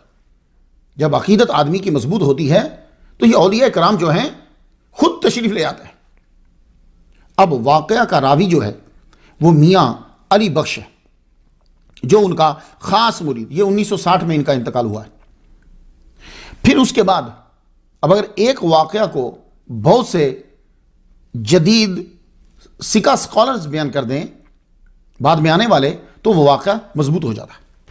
अब जानते हो कि इस वाक़े को बयान करने वाले कौन है बाकी? मौलाना अब्दुस्तार खां नियाजी। मैंने इनकी ज़ियारत की है।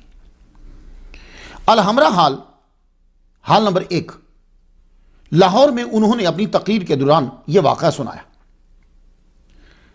अल्लामा इकबाल के बेटे चीफ जस्टिस जावेद इकबाल, उन्होंने टीवी पर भी यह वाक़या सुनाया और तस्दीक ज़बरदस्त उस वक्त हो गई कि जब मैंने खुद सुना आज के दौर के सच्चे आशिक मुस्तफ़ा, कि जिनके अल्फाज से भी जाहिर होता है और जिनके चेहरे से भी जाहिर होता है, सच्चे आशिक मुस्तफ़ा, अमीरुल मुजाहिदीन, शेखुल इस्लाम वल मुस्लिमीन, शेख फिल इस्लाम और शेखुल इस्लाम दोनों हैं, शेखुल इस्लाम वल मुस्लिमीन, अल्लामा शेखुल हदीस खादिम हुसैन रिजवी मद्दज़िल्लाहुल आली। ये हस्ती अल्लामा इकबाल की कलाम की हाफिज है, हाफिज हैं। इन्होंने भी अपने खताब में सुना है। तो मैं आपको रावी बता दिए कि यानी इतने लोगों ने जब बयान कर दिया तो वाक़या जो है वो मजबूत हो जाता है। अब वाक़या सुन लीजिए। वाक़या सुनाने वाला कौन है? मियाँ अली बख्श, जो पहले रावी है। मियाँ अली बख्श ये कहते हैं कि एक रात अल्लामा इकबाल की कैफियत जो है वो ऐसी महसूस हुई कि इस तरह में है जैसे किसी चीज़ का वेट कर रहे हैं। ख्याल का वेट, अल्फाज का वेट करते तो भी यही होती, किसी बंदे का वेट कर रहे हैं जो बड़ी अहम शख्सियत है। आधी रात गुजर गई तो एकदम से मुझे कहने लगे चलो गेट पे चलते। जो ही दरवाजा खोला तो एक बुजुर्ग हस्ती को दरवाजे के बाहर खड़ा पाया। अल्लामा इकबाल को मालूम हो जाता था कि कौन दरवाजे पर आया, उन्हें मालूम हो जाता जब पैगाम आ जाता तो। आप खुद बाहर आए, बुजुर्ग हस्ती को देखा, उन्हें हाथ उनके छूमे और उन्हें अंदर ले आए। अंदर आकर उनको बिठा दिया, पलंग पर बिठा दिया। पलंग पर बिठा खुद नीचे बैठ गए और उनके पांव जो हैं वो दाबने लग गए। पांव दबा रहे, अर्ज करते हैं हुजूर क्या पेश करूं? तो वो फरमाने लगे कि दही की लस्सी को दिल चाह रहा है। तो मियां अली बख्श को बुलाया, खास खादिम को बुलाया कि ये लो ये जग पकड़ो और जाओ लस्सी ले आओ। भाई बड़े बंदों के पास रहने वाले आदमी भी कमाल के होते हैं। उन्होंने नहीं पूछा, आधी रात गुजर चुकी है, जाग लिया और बाहर निकल गए। तो मियां अली बख्श कहते हैं कि मैंने सोचा कि लस्सी या तो भाटी चौक से मिलेगी या रेलवे स्टेशन के पास मिलेगी, हो सकता है कि कोई आदमी जाग रहा हो। कहते हैं कि मैं जग लेके बाहर निकला, थोड़ी ही दूर चला हूंगा कि मैं दुकान देखता हूं, दुकान पे एक बुजुर्ग हस्ती को देखता हूं और उन्होंने मुझे देखते ही बुला लिया, आओ तुम लस्सी लेना चाहते हो, मैंने तैयार रखी है, ले जाओ जग लाओ इधर। उन्होंने जग में लस्सी डाल दी, मैंने जग लिया। तो मैंने कहा जी पैसे? तो कहने लगे अल्लामा इकबाल को हमारा सलाम दो, उससे हमारा हिसाब चलता है। कहते हैं कि मैं लस्सी लेके वापिस आया। आकर मैंने अल्लामा इकबाल को वो जग दे दिया। आपने गिलास में डाला, डाल के लस्सी जो है वो हजरत को पेश की। तो जो पलंग पर बुजुर्ग बैठे हुए थे उन्होंने लस्सी पी ली। मैंने दूसरा गिलास, अल्लामा इकबाल ने दूसरा गिलास जब डाला तो देने लगे तो फरमाया नहीं अब ये आप तुम पी लो। तो अल्लामा इकबाल रहमतुल्लाह अलैह ने वो गिलास पी लिया। मियां अली बख्श कहते हैं कि बड़ी देर तक राजो नियाज की बातें होती रही। उसके बाद बुजुर्ग उठे और चल पड़े। मैं देखता हूं कि अल्लामा इकबाल जो हैं वो भी पीछे पीछे चले, मैं उनके पीछे हूं। वो दरवाजे से जब बाहर गए, थोड़ी दूरी चले होंगे, नजर से ओझल हो गए। मैं सोच रहा था मैं कितने अरसे से यहां रह रहा हूं, मैंने दुकान को इतने फासले पर नहीं देखा। मैं भी पीछे निकल गया। पीछे जब निकला तो मैं भी थोड़ी दूर चला ही हूं कि ना मैंने बुजुर्ग को देखा और ना ही मैंने उस दुकान को देखा। अब हैरानी के आलम में वापस आया तो अल्लामा इकबाल जो है वो जाग रहे थे। उन्होंने मेरी हैरानी देख ली, कहने लगे सुन राजी रख इसे, मैं तुम्हें बता देता हूं जो तू सोच रहा है। ये जो बुजुर्ग तशरीफ लाए थे ये पीर संजर ख्वाजा मोइनुद्दीन अजमेरी चिश्ती रहमतुल्लाह अलैह थे, और जिनसे तू लस्सी लेकर आया वो दातागंज बख्श अली हुजवेरी रहमतुल्लाह अलैह। अल्लाहु अकबर जल्ला शानो। अब यहां कुछ लोग ये कहेंगे कि पीर संजर से बड़े हैं दातागंज बख्श अली हुजवेरी रहमतुल्लाह अलैह, तो वो लस्सी पेश कर रहे हैं। तो भाई अल्लाह के बंदो, पीर संजर राजस्थान, ख्वाजा वहां से तशरीफ लाए लाहौर में, तो क्या बने? मेहमान। तो दाता गंज बख्श अली हुजवेरी रहमतुल्लाह अलैह क्या हुए? लाहौर के, ये बने मीजबान। तो याद रखना, मेहमान छोटा हो या बड़ा हो, छोटा हो या बड़ा हो, मीजबान उसकी खिदमत करता है। ये याद रखिए। हुजूर सल्लल्लाहु अलैहि वसल्लम के पास मेहमान आते, हुजूर खिदमत करते, ठीक है ना। सहाबा किराम के पास आते, हजरत उमर रदी अल्लाह तआला अन्हु तो खड़े हो जाते थे तो क्या जो हज़रत उमर रज़ी अल्लाह तआला अन्हु के पास मेहमान बनकर आते थे वो हज़रत उमर से बड़े होते थे? नहीं, हज़रत उमर बड़े हैं। मेहमान की खिदमत जो करना है ये सवाब का काम है। तो अब आपके ज़हन में ये ना आए तो भाई क्या मकाम है अल्लामा इकबाल रहमतुल्लाह अलैह का, और क्या मोहब्बत है पीर संजर से कि खुद तो दरबार पे नहीं जा सके तो पीर संजर ख्वाजा मोइनुद्दीन अजमेरी चिश्ती रहमतुल्लाह अलैह ने उनको ज़ियारत करवा दी। अब चूंकि उन्होंने पीर संजर कहा इसलिए मैं उन्हीं का अल्फाज दोहरा रहा हूं।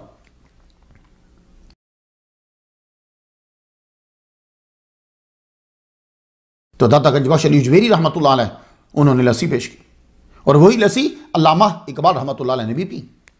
अल्लाहु अकबर जल्ला शानु। हजरत मुजद्दिद अल-अफ़सानी सिर हिंदी रहमतुल्लाह अलैह, ये सीन के नीचे जेर है, सिर हिंदी रहमतुल्लाह अलैह, इनसे तो बहुत अकीदत थी आपको। अल्लामा इकबाल मुर्शिद की अहमियत को जानते थे। मुर्शी मोहम्मद दीन फ़ौक को इंटरव्यू देते हुए फरमाया, आपने ये रिसाला तरीक़त में शाया हुआ आपका इंटरव्यू, फरमाया पीर मुर्शिद की ज़रूरत होती है क्योंकि इसके बगैर कोई सही कामिल रास्ता नहीं देख सकता। दिल पाक नहीं तो पाक हो सकता नहीं इंसान, वरना इबलीस को भी आते थे वुजू के फराइज बहुत हैं कि इस आदमी का अगर दिल ही पाक नहीं तो रोज वुजू करने से क्या फायदा। ये वुजू के फराइज क्या हैं, ये तो इबलीस को भी आते हैं। इसलिए मुर्शिद की जरूरत होती है। तमन्ना दर्द दिल की हो तो खिदमत कर फकीरों की, नहीं मिलता ये गोहर बादशाहों के खजीनों में। ऐसे अल्लामा इकबाल को कह रहे हो कि वो सेकुलर थे, ऐसे अल्लामा इकबाल को कह रहे हो कि वो तसव्वुफ से हटते थे, कि जिनका ये शेर बोल बोल कर कह रहा है कि वो आदमी झूठ बोल रहा है। तमन्ना दर्द दिल की हो तो खिदमत कर फकीरों की, नहीं मिलता ये गोहर बादशाहों के खजीनों में। आप मुजद्दिद अल-अफ़सानी शेख सिर हिंदी रहमतुल्लाह अलैह के दरबार पर दोबारा हाजिर हुए और अर्ज की, हाजिर हुआ मैं शेख मुजद्दिद की लहद पर, वो खाक के है ज़ेर अफलक मतलाए अनवार, इस खाक के जर्रों से है शर्मिंदा सितारे, इस खाक में पोशीदा है वो साहिब असरार। तो आपने उनके दरबार पर हाजिरी दी है। पहली मरतबा आपने दरबार पर हाजिरी दी और दुआ की, अल्लाह इस वली का सदका मुझे बेटा अता फरमा। कहते हैं ना कब्रों पे जाने वाले मुशरिक होते हैं। तो अल्लामा इकबाल दुआ की, अल्लाह मुझे एक बेटा दे। अल्लाह ने दुआ कबूल फरमाई और बेटा दिया। तो अल्लामा इकबाल ने हजरत मुजद्दिद अल-अफ़सानी सिर हिंदी रहमतुल्लाह की कब्र पर जाकर क्यों दुआ की। 5 अक्टूबर 1924 में जावेद इकबाल पैदा हुए जो पाकिस्तान के चीफ जस्टिस हुए। फिर ये इनको साथ लेकर मुजद्दिद अल-अफ़सानी रहमतुल्लाह अलैह के रोजा पर गए। अब उनकी जुबान से सुन लीजिए। कहते हैं कि मैं छोटा सा था, अपने वालिद गिरामी के साथ मैं सिर हिंद गया, मुझे उन्होंने करीब बिठा लिया, फिर उन्होंने कुरान मजीद का पारा मंगवाया, कुरान मजीद पढ़ने लगे, पढ़ते और मैं सुन रहा हूं आपकी जुबान में, आपकी आवाज में इर्तियाश पैदा हुआ, आपकी आवाज में इर्तियाश पैदा हुआ। मैंने देखा कि आपकी आंखों से आंसू जारी। तो इतने बड़े फलासिफर, डॉक्टर, शायर, वकील अपने बेटे को साथ लेकर मजार पे जा रहे हैं। इनके ईमान, मर्तबा और इल्म में कोई फर्क नहीं आया। वो दीन को हमसे ज्यादा समझते, कोई मामूली आदमी नहीं आप। Professor Thomas Arnold of government college Lahore और अलीगढ़ में भी पढ़ाते रहे, आप तो जानते हो इसे। एक दिन अल्लामा इकबाल से कहा, तुम जैसा शागिर्द उस्ताद को मुहक्किक और मुहक्किक को मुहक्किक तर बना देता है। डॉक्टर रेनॉल्ड निकलसन ने कहा कि इकबाल की शायरी ने नौजवान मुसलमानों में बेदारी पैदा कर दी और इन्होंने ही आपकी नज़म असरार खुदी का तर्जमा किया। शम्सुल उलमा डॉक्टर अब्दुल रहमान ने कहा, अल्लामा इकबाल हमारे लिए मिस्र मसीहा बनकर आए और उन्होंने मुर्दों में जिंदगी की लहर दौड़ा दी। मौलाना अब्दुल माजिद दरियाबादी ने कहा, अब मौलाना अब्दुल माजिद दरियाबादी का नाम वो लोग तो जानते हैं जो किताबों के साथ ताल्लुक़ रखते हैं, कि वो इतना मशहूर शायर होने के बावजूद शायर नहीं है बल्कि अपने पैगाम से मकाम नबूवत की जानशीनी का हक अदा कर रहा है। मुबारक हैं वो हस्तियां जो इकबाल शनास हैं। तो अब्दुल माजिद दरियाबादी ने कहा, मुबारक हैं वो हस्तियां जो इकबाल शनास हैं। तो मुझसे अगर कोई पूछे, मुख्तार शाह आज के दौर में इकबाल शनास हस्ती कौन है, तो मैं आपको जवाब दूंगा कि इकबाल शनास हस्ती आज के दौर में शेखुल इस्लाम खादिम हुसैन रिजवी हैं। कायद आज़म मोहम्मद अली जिन्ना बानी पाकिस्तान ने एक दफा फरमाया, अगर ऐसा मौका आ जाए कि मुझे सल्तनत और इकबाल में से एक को चुनने का इख्तियार दिया जाए तो मैं सल्तनत को नहीं चुनूंगा, मैं इकबाल को चुनूंगा। इतनी बड़ी हस्ती है ये। तुर्की के मुफक्किर डॉक्टर अब्दुल कादिर ने कहा, सिर्फ सरजमीन पाकिस्तान के लिए नहीं बल्कि साथ ही साथ आज़ादी के लिए कोशां तमाम मुसलमानों और इंसानों की खिदमत करने वाले मुफक्किर शायर अल्लामा इकबाल है। मिस्र के मुफक्किर और इकबाल के तर्जमान डॉक्टर अब्दुल वहाब अज़्ज़ाम ने यह कहा, अगर जलालुद्दीन रूमी इस जमाने में उठकर आ जाएं तो वो कौन सी शक्ल में होंगे? अल्लामा इकबाल की शक्ल है। और ऐसा अजीम आदमी है अल्लामा इकबाल रहमतुल्लाह अलैह। तुर्की के अंदर आपकी एजाजी कब्र है, कब्र नहीं एजाजी कब्र है, यानी वहां उन्होंने निशान लगाया हुआ। जर्मनी में आपके नाम की स्ट्रीट है।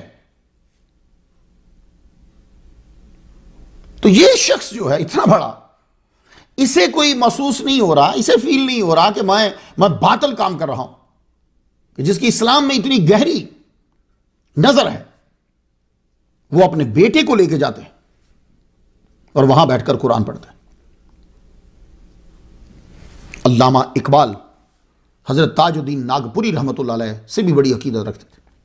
इनका तज़किरा मैं 80 नंबर स्टोरी पे कर रहा हूं, जरूर सुनिएगा।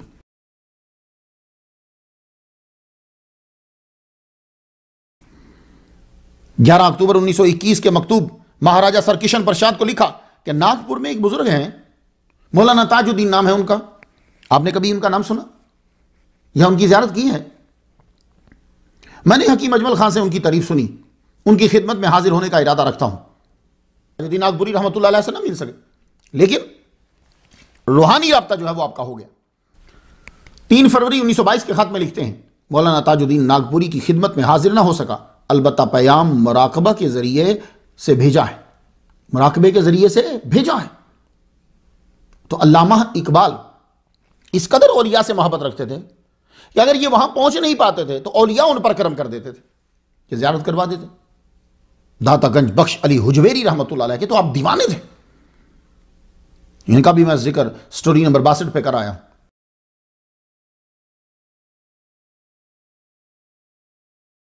अल्लामा इकबाल ने यूं नजराना अकीदत पेश किया और यह वहां आपके रोजे पे लिखा भी हुआ है। यदे हुजवेर मखदूम उमम मरकदे ऊ पीरे संजर राहरम खाके पंजाब अज दमे ऊ जिंदा गश्त सुबह माँ अज महरे ऊ ताबिंदा गश्त। सैयद हुजवेर जो कौमों के मखदूम हैं, उनकी कब्र ख्वाजा मोइनुद्दीन अजमेरी रहमतुल्लाह अलैह के लिए हरम की मानिद है। पंजाब की सरजमीन उनके दम कदम से जिंदा हो गई, उनके आफ्ताब ने हमारी सुबह रोशन कर दी। यह अकीदत का नजराना पेश किया और लिखा हुआ। और आपने पूरा तकरीबन 1 साल फजर की नमाज वहां अदा की, उसके बाद कुरान पढ़ते थे। भाई जब तबीयत बहुत खराब हो गई तो फिर आपने छोड़ा जाना। यह औलिया से मोहब्बत का नतीजा था कि अल्लाह ताला ने आपको इश्क मुस्तफ़ा अता किया। तो यह बात याद रखना, औलिया की मोहब्बत इश्क मुस्तफ़ा अता करती है, ईमान को मजबूत करती है, इंसान को मुशरिक नहीं बनाती। अल्लामा इकबाल ने कितना पढ़ा, यूरोप से पढ़कर आए, लेकिन फिर भी औलिया के साथ वाबस्तगी है। क्यों? इसलिए कि ईमान मजबूत होता है इनके साथ वाबस्तगी से।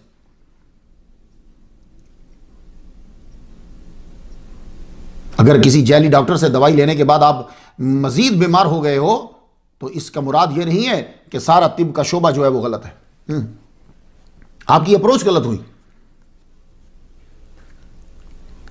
आपका अकीदा था, अल्लामा इकबाल का अकीदा था कि हमारी इज्जत हुजूर सल्लल्लाहु अलैहि वसल्लम से है। क्या फरमाते हैं आप? दर दिल मुस्लिम मकाम मुस्तफ़ास्त। ये दिल जो है ये हुजूर का मकाम है। आबरू मां, मेरी आबरू मेरी इज्जत अज नाम मुस्तफ़ास्त, हुजूर के नाम से है, हुजूर के सदके से। और आपका अकीदा था कि हुजूर की मोहब्बत जो है वो असल दीन है। तो आप फरमाते हैं व मुस्तफ़ा बिरसा खेशरा के दी हमा उस्त गर बऊ नरसी दी तमाम बू लाबियस्त। दीन क्या है? नबी के कदमों में पहुंचना, उनका इश्क इख्तियार करना, उनकी अताअत। अगर यह नहीं है तो फिर तेरे पास जितना कुछ है उसके बावजूद भी तो अभी तक अबू लहब ही है, क्योंकि वो भी बड़ा दाना था। आपका अकीदा था कि हुजूर सल्लल्लाहु अलैहि वसल्लम जिंदा हैं। फैजान इकबाल मुरतब करी शोरश कश्मीरी ने और 287वां सफ़ा है। 14 जनवरी 1923 को खत लिखा, वहां नकला है। उसमें तहरीर था, मेरा अकीदा है कि नबी अकरम सल्लल्लाहु अलैहि वसल्लम जिंदा हैं और इस जमाने के लोग भी उसी तरह मुस्तफीद होते हैं जिस तरह सहाबा कराम हुआ करते थे। और आपकी आरजू थी कि रोज़ा मुस्तफ़ा पे जाऊं तो फिर ना आऊं। मरकदे दरसाया दीवार बख्श, कि अल्लाह उनकी दीवार के साए तले मुझे कब्र की जगह अता फरमा।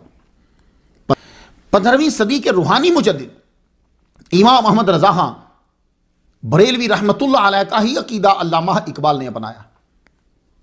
तो आला हज़रत ने क्या कहा है, उनके तुफैल हज भी खुदा ने करा दिए। असल मुराद हाजिरी उस पाक दर की है, यानी हुजूर के रोजे की हाजिरी असल चीज है।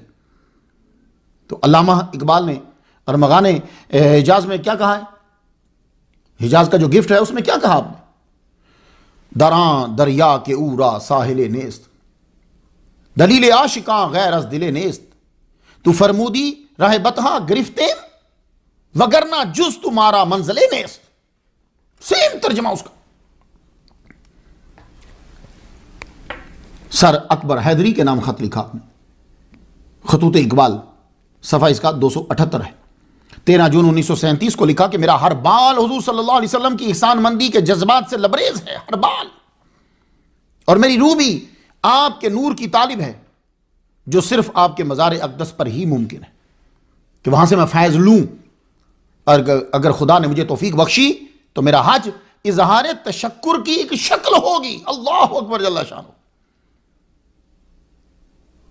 क्या क्या कमाल का लोग हैं, आला हज़रत ने यह कह दिया, यह कह दिया। अल्लामा इकबाल भी वही कह रहे हैं। आपकी आरजू थी कि अगर मैं सरकार के रोज़े पे ना जा सकूं तो कोई आदमी मेरी कब्र की मिट्टी ले जाए और वहां जाकर बिखेर दे, ताकि लोग जो हैं उसके ऊपर पांव रखें और मेरी इस तरह इससे शायद हाजिरी हो जाए। आप जानते हो कि इस आरजू को पूरा किसने किया? शेखुल इस्लाम व शेखुल हदीस अल्लामा खादिम हुसैन रिजवी मद्दज़ल्लहु अली ने इस आरजू को पूरा किया। उन्होंने कब्र की मिट्टी लेकर, यानी 2 पगड़ियाँ ली, उससे पहले साफ किया, साफ करके वो जो इकट्ठा हुआ वहां से कब्र से वो ले गए और जाके सरकार का रोज़ा है उसके बाहर जाकर उस सबको बिखेर दिया। अब ये तो आपने सोचा ना, वो पूरी भरी हुई थी, इतनी मिट्टी अंदर कहाँ होती है, मतलब रोजाना सफाई होती, लेकिन उनकी आरजू को इस तरह पूरा कर दिया गया। अल्लामा इकबाल रहमतुल्लाह अलैह का यह अकीदा था कि हुजूर सल्लल्लाहु अलैहि वसल्लम आखिरी नबी हैं। एक होता है सिर्फ मुंह से बोलना, जी मैं ईमान लाता हूं कि हुजूर आखिरी नबी हैं, ये नाकाफी है जी। हर तरह से मैं उनको आखिरी नबी तस्लीम करता हूं, मैं हल्फिया बयान देता हूं। तो अल्लामा इकबाल ने क्या कहा, वो दनाए सुबुल खत्मुर रसूल, खत्मुर रसूल। तो अल्लामा इकबाल पर यह एतराज ना किया जाए कि वो हुजूर के बाद भी किसी नबी पर ईमान लाते हैं, ना ना ना, वो दनाए सुबुल खत्मुर रसूल, बादज नबूवत शुद्ध बहर मफहूम शिर्क। ये एक बिल्कुल जबरदस्त जुमला है आपका, जिसमें सारे खदशात जो हैं वो हट जाते हैं। बादज नबूवत शुद्ध बहर मफहूम शिर्क, बज़्म-ए-रा रोशन ज़े-नूर शमअ इरफान कर दाई। या रसूल अल्लाह, आपके बाद नबूवत हर मफहूम में शिर्क है, ज़िल्ली बुरूजी मुती हर मफहूम में शिर्क है। आपके इरफान हक की शमा से बज़्म कायनात को रोशन फरमा दिया अल्लाह ने, लिहाजा आप किसी नबी की जरूरत नहीं है। यह बात ज़रबे कलीम में आपने यूं कहा, पस खुदा बर मा शरीयत खत्म करत, बर रसूल मा रिसालत खत्म करत। यानी उन्होंने मुख्तलिफ जगहों पे इस मसले को बयान कर दिया ताकि क्लियर हो जाए। अल्लाह ने हमारे पे शरीयत खत्म कर दी और हमारे रसूल पर रिसालत खत्म कर दी। रौनक अज़मा महफिल अय्याम रा उ रसूल रा खत्म मा अकवाम रा। हमारे रसूल रसूलों में आखिरी और हम आखिरी कौम हैं। अब कयामत तक महफिल अय्याम की रौनक हम ही से है। और उर्दू में आपने फरमाया, निगाहे इश्क मस्ती में वही अव्वल वही आखिर, वही कुरान वही फुरकान वही यासीन वही ता। आप हुजूर सल्लल्लाहु अलैहि वसल्लम की शिफात के कायल थे। 1929 में सियालकोट में जलसा के सदारती खुतबा में हुजूर सल्लल्लाहु अलैहि वसल्लम की तारीफ करते हुए कहा, तमाशा तो देखो कि दोज़ख की आतिश लगाए खुदा और बुझाए मोहम्मद। ताज्जुब तो यह है कि फिरदौस आला बनाए खुदा और बसाए मोहम्मद सल्लल्लाहु अलैहि वसल्लम। आप हुजूर सल्लल्लाहु अलैहि वसल्लम पर कसरत से दुरूद पढ़ते थे, कसरत से। चू बना में मुस्तफ़ा खानम दरूद अज खिजालत आब मी गर्दद वजूद।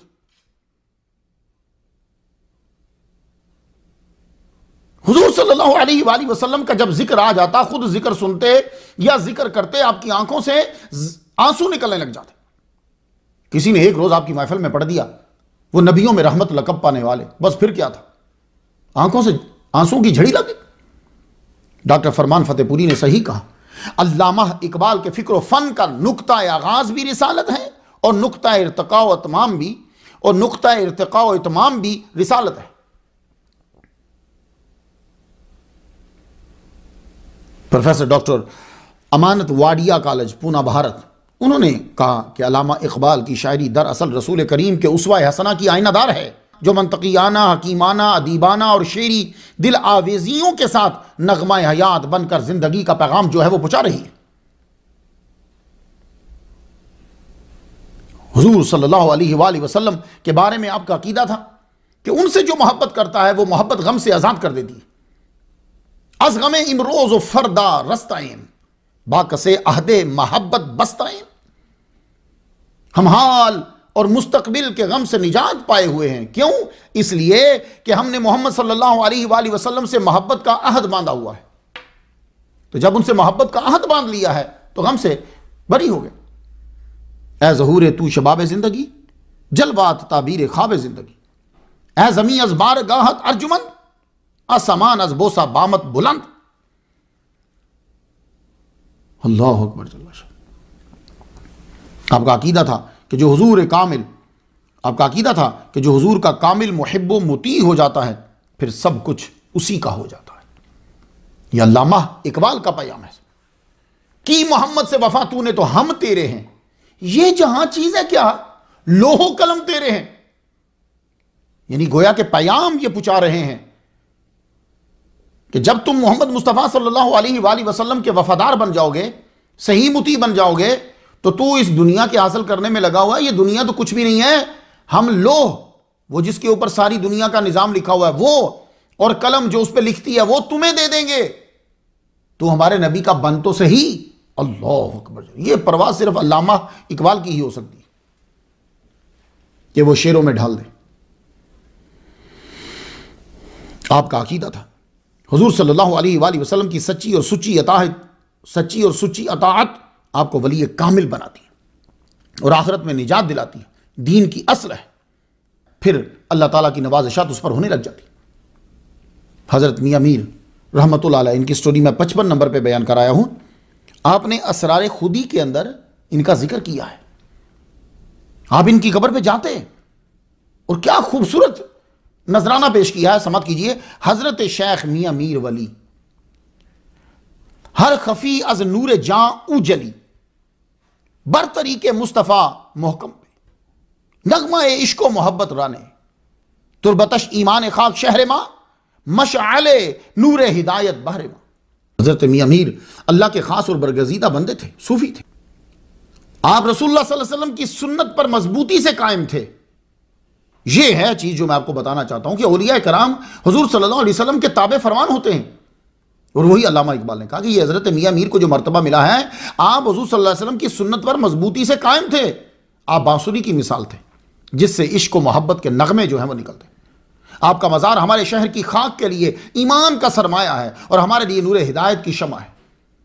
तो अल्लामा इकबाल ये कह रहे हैं कि वलियों की कब्रें जो हैं, मज़ार जो है, वो हमारे ईमान की मजबूती का एक जरिया है। PhD जिसने की है, जो लंदन जाके पढ़ाता रहा है, वो बंदा कह रहा है कि ये मज़ारात शिरक के गढ़ नहीं हैं, ईमान का सरमाया है, हमारे लिए नूर हिदायत की शमा है। आपके कलाम ने कौम को तरक्की के तरीके बताए, मुर्दा जिस्म में रूह फूंकी। इसलिए दूसरे लोगों ने फिर क्या किया, अब जो सोचा कि यार इनके तो कलाम में बड़ी पावर है, कहीं नौजवान इनके कलाम को पढ़ने ना लग जाएं, उन्होंने फिर वाकयात मशहूर कर दिए। ऐसे गंदे गंदे वाकयात मशहूर किए, हालांकि उनकी कोई सच्चाई नहीं है। तो आप ये ना समझा करो कि डॉक्टर झूठ नहीं बोल सकता, राइटर झूठ नहीं बोल सकता। नो, सब चलता है। जब वो किसी सिस्टम का पैरोकार होगा, अल्लाह रसूल का नहीं होगा, तो वो सब कुछ चला देगा। तो अल्लामा इकबाल को बदनाम करने के लिए, क्योंकि जब आप किसी आदमी के बारे में आप बुरा सोचते हो तो फिर उसकी चीज़ों को कहाँ पढ़ोगे। और लोग कामयाब हो गए, आपने ना पढ़ा। लेकिन आज के दौर के अंदर खुदा भला करे, लंबी ज़िंदगी दे, शेखुल इस्लाम खादिम हुसैन रिजवी मद्दज़िल्लाहुल आली, वो इसको फिर जिंदा कर रहे हैं लोगों के दिलों के अंदर, नौजवानों के दिलों के अंदर।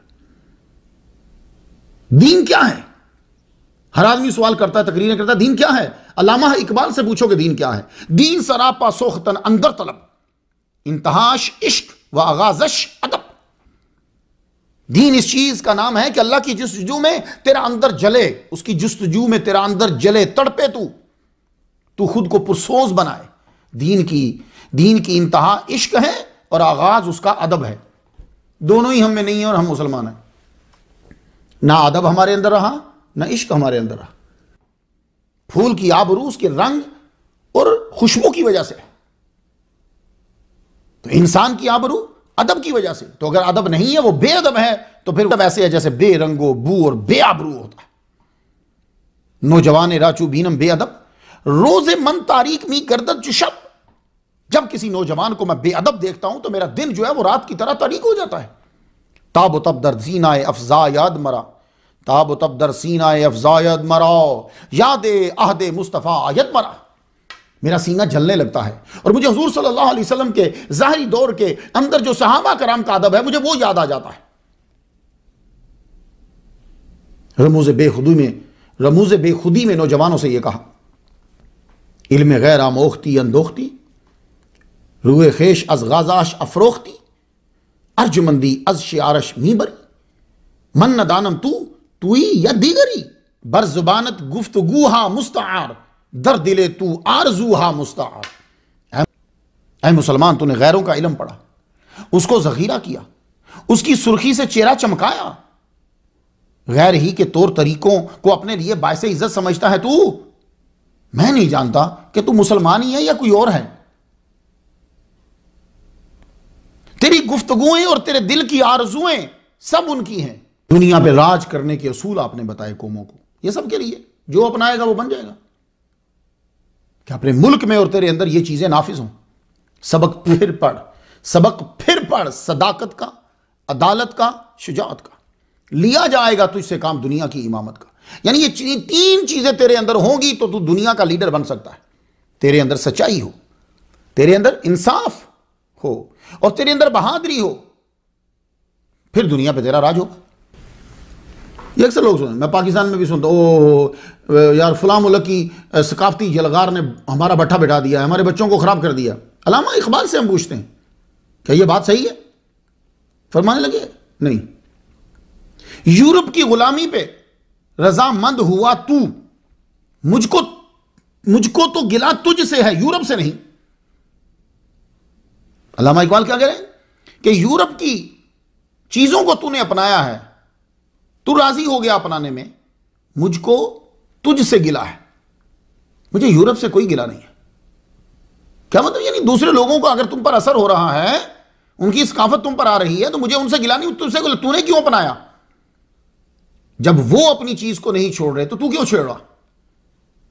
फरमाते हैं कि नीयत सही हो तो नेक काम भी फायदा देता है, नीयत सही ना हो तो नेक काम फायदा नहीं देता।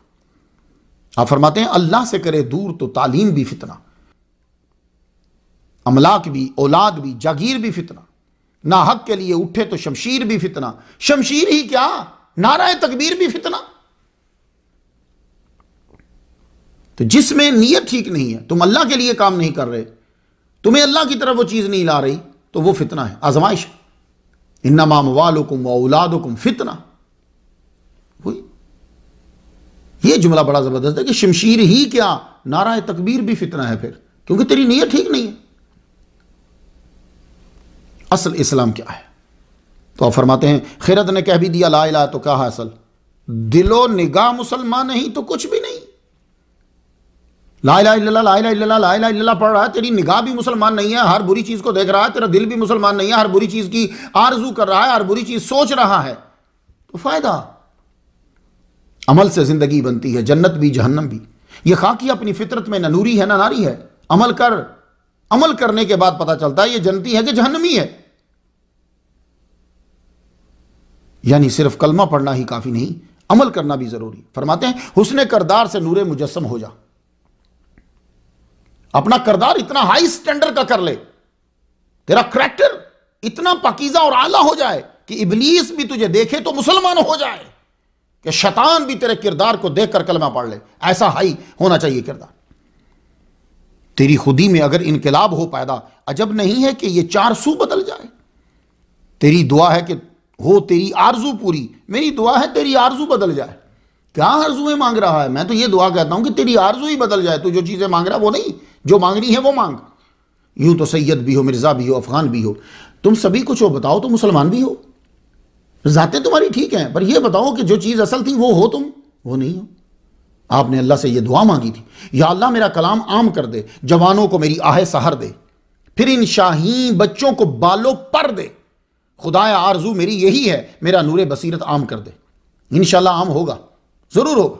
अल्लाह ताला ने एक ऐसा अल्लामा दिया है कि जिसको अरबी पे अबूर है, जिसको फारसी पे अबूर है, और जो बाशरा है, शरीयत का पाबंद है और न डर है, जिसको कोई लालच नहीं है। शेखुल इस्लाम वल मुस्लिमीन खादिम हुसैन रिजवी ये आम कर रहे हैं। उनकी हर तकरीर के अंदर यही होता है कि अल्लामा इकबाल ने क्या कहा, अल्लामा इकबाल ने क्या कहा। अल्लामा इकबाल को कुरान से मोहब्बत थी, बचपन से मोहब्बत थी, और फजर के बाद पढ़ते थे। क्यों? इसलिए कि पुराने दौर के अंदर माँ बाप जो थे वो उठते सारी पहले कुरान मजीद पढ़ते थे, तो बच्चों को भी पता था बाजी पढ़ रहे हैं। आप भी बचपन से ही कुरान पढ़ते, तो आपके वालिद को पता तो होता था। करीब से गुजरते तो बस ऐसे ही पूछते, क्या पढ़ रहे हो? जी कुरान पढ़ रहा हूँ। दूसरे दिन फिर क्या पढ़ रहे हो? जी कुरान पढ़ रहा हूँ। तीसरे दिन फिर क्या पढ़ रहे हो? जी कुरान पढ़ रहा हूँ। एक दिन पूछ ही बैठे, अल्लामा इकबाल कहने लगे, भाई बार बार एक ही क्वेश्चन करते हो, मैं ही एक ही जवाब देता हूँ, आपका मकसद क्या है? आपको भी तो पता है मैं कुरान ही पढ़ रहा हूँ। कहने लगे, बेटे मैं तुम्हें सिर्फ ये बताना चाहता हूँ कि जब तू कुरान मजीद को पढ़ रहा हो तो जेहन में यह रखा कर कि कुरान तेरे ऊपर नाजिल हो रहा है। अल्लाह अकबर जल्ला शान। ये बचपन की तरबियत और तालीम है। ऐसे नहीं अजीम लोग बनते, उनके माँ बाप ने बड़ी कुर्बानी दी होती है, मुआशरे ने बड़ी कुर्बानी दी होती है, उस्तादों ने बड़ी कुर्बानी दी होती है, तब जाके एक सपूत, एक हीरा तैयार होता है। शायर के लिए वो लम्हा बड़ा अजीब होता है कि जब उसकी आमद रुक जाती है। बहुत वो ऐसे ही समझ लीजिए जैसे यहां लुकमा फंस गया, बहुत उसके लिए, बेचारे के लिए यूं मौत ही समझो। तो जानते हो कि जब अल्लामा इकबाल पर शायरी, अब एक मिसरा बना है, दूसरा मिसरा बनाना है, लफ्ज़ नहीं आ रहा या ख्याल नहीं आ रहा, क्या अजीब कैफियत होती है। तो अल्लामा इकबाल उस वक़्त क्या करते थे? वो उस वक़्त कुरान मजीद खोल के पढ़ने लग जाते थे। ऐसी अजीम हस्ती को तुमसे दूर कर दिया गया, अजीब अजीब स्टोरीज तुम्हें सुनाकर। मुझे भी एक दो बंदों ने कहा कि आप ये क्या बयान करने लगे। मैं कहा पहले सुन लेना, फिर उसके बाद मुझे बताना। मैंने अल्लामा इकबाल को इसलिए बयान किया है कि आज के दौर में जो लोग अपने आप को डॉक्टर समझते हैं, जो एमए पास हो जाते हैं, जो इंजीनियर हैं, जो वकील हैं, जो बैरिस्टर हैं, जो जज हैं, वो ये समझते हैं कि तसव्वुफ फरसुदा ख्याल है। मैं इनको बतौर मिसाल पेश कर रहा हूं। जितने मेरे सामईन हैं वो ये सुने, मैं इनको बतौर मिसाल पेश कर रहा हूं कि आप इंजीनियर हो, डॉक्टर हो, वकील हो, बैरिस्टर हो, फिलासफर हो, लेक्चरार हो, लीडर हो, कुछ भी हो, इनको देख लो, पहले इनको देख लो कि ये भी तसव्वुफ को चाहते हैं और तसव्वुफ को फैलाया, और इनकी खुदी का असल तसव्वुफ है। कसरत से दुरूद शरीफ पढ़ते थे बहुत। मौलाना गुलाम मुर्शिद रहमतुल्लाह अलैह आपसे मिलने के लिए आए, आप बीमार थे, तो उन्होंने आपको देखा कि उस वक़्त आप हुजूर पर सलातो सलाम पढ़ रहे थे और रो रहे थे। इकबाल नंबर हिस्सा 2 सफ़ा 64, 1978 में ये किताब छपी थी। तो आप हुजूर पर सलातो सलाम पढ़ रहे थे। तो जिसने दुनिया में आना है, टॉपिक तो बहुत वसी है। अल्लामा इकबाल पर हर बंदे ने अपनी मर्ज़ी के मुताबिक गुफ्तगू की है। मैंने अल्लामा इकबाल से वही लिया जो तसव्वुफ के साथ रिलेटेड था। कुछ उनके पैगामात मैंने आपको पहुँचा दिए।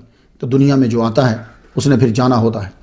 आखिरी 2 साल आपका रुझान मुकम्मल तौर पर तसव्वुफ की तरफ हो गया। रात दिन तहज्जुद ज़रूर पढ़ते। तहज्जुद तो खैर आपने यूरोप में भी नहीं छोड़ी, क्योंकि माँ बाप पढ़ते थे, बचपन में ही दाखिल हो गई। नमाजें भी आप पढ़ते थे। तो बाज़ औक़ात तो ऐसा होता था कि आप उठे, मुसल्ले पे बैठे, वहीं सारी रात गुजर गई, वहीं सारी रात गुजर गई। तो आखिरी तो जो साल है शदीद इल्लत से पहले का, दादा गंज बख्श अली जवेरी रहमतुल्लाह अलैह की कब्र पर रोज़ाना फजर की नमाज के वक्त चलते, कुरान पढ़ते। जब शदीद बीमार हुए तो फिर रुक गए। आखिरी रात जब हुई, आपकी बेटी मुनीरा बहुत छोटी थी, तब सोने से कुछ देर पहले आपके पास बच्चे आते थे लाजमी, तो आई तो अतालिका जब उठा के ले जाने लगी, ये अतालिका ये जर्मन थी, तो आई चलो वापस चलो, तो मुनीरा कहने लगी कि नहीं मुझे नहीं जाना, मुझे और थोड़ी देर बाबा के पास रुकना। ये आखिरी रात की बात कर रहा हूँ। आपने फरमाया रुकने दो इसे, ये मासूम बच्ची समझ गई है कि शायद आज बाबा से आखिरी मुलाकात। लो, अल्लामा इकबाल पहले ही फरमा गए, ये बच्ची शायद समझ गई है कि मेरी आखिरी रात है, आज आखिरी मुलाकात है। बच्ची फिर सो गई अपने टाइम पे, अतालिका उठा कर ले गई। तो उस वक्त ये आखिरी रात में कौन कौन है, मीम शीम पास बैठे हुए, पाकिस्तान वाले नहीं जानते, डॉक्टर अब्दुल कय्यूम, राजा हसन अख्तर, हकीम करशी ये बैठे हुए, और मियाँ अली बख्श। 11 बजे तक तो हकीम करशी बैठे रहे, फिर ये चले गए। बोले अगर आज रात गुजर गई तो फिर ये ठीक हो जाएंगे, वो चले गए। डॉक्टर अब्दुल कय्यूम आपके रिश्तेदार थे अल्लामा इकबाल के। रात को तबीयत ज़्यादा ख़राब हो गई कि करशी साहब के जाने के बाद ना ज़्यादा तबीयत ख़राब हो गई। तो उन्होंने कहा कि आपको पेन बहुत हो रही, दर्द बहुत हो रहा है, तो मैं ऐसे करूं कि पेन किलर शॉट लगा दूं आपको मैं। अब ज़रा अल्लामा इकबाल का जवाब सुन लीजिए। कहने लगे मैं बेहोशी के आलम में मरना नहीं चाहता, मैं मौत को फेस करना चाहता हूं, मैं देखना चाहता हूं। आपकी तबीयत ज़्यादा बिगड़ गई। राजा हसन को बोला कि जाओ हकीम करशी को बुला के ले आओ, क्योंकि अल्लामा इकबाल जो थे वो हकीम की दवाई को पसंद करते थे, कहते थे ये तबीयत को देख के बनाई जाती है। राजा अख्तर बोले अब वो सो गए होंगे, रात ज़्यादा हो गई है, कौन जाके उन्हें उठाए।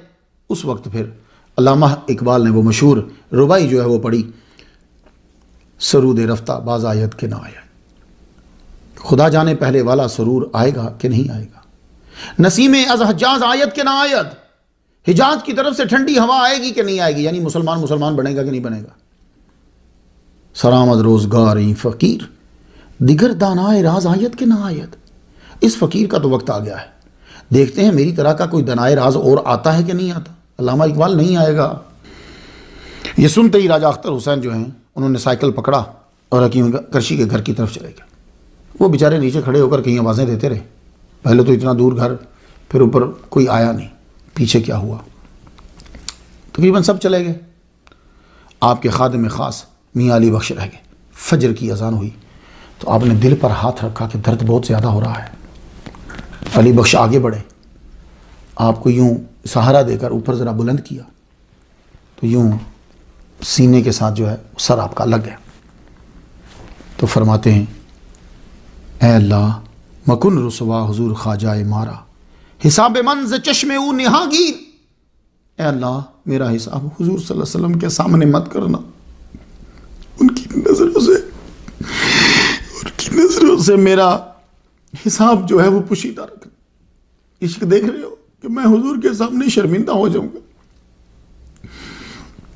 फिर थोड़ी देर के बाद आपके चेहरे पे मुस्कुराहट आई, और जब मुस्कुराहट आई फिर क्या जुमला कहा, निशाने मर्द मोमिन बातु गोयम चुमर गायत तबस्सम बर लबे उस्त।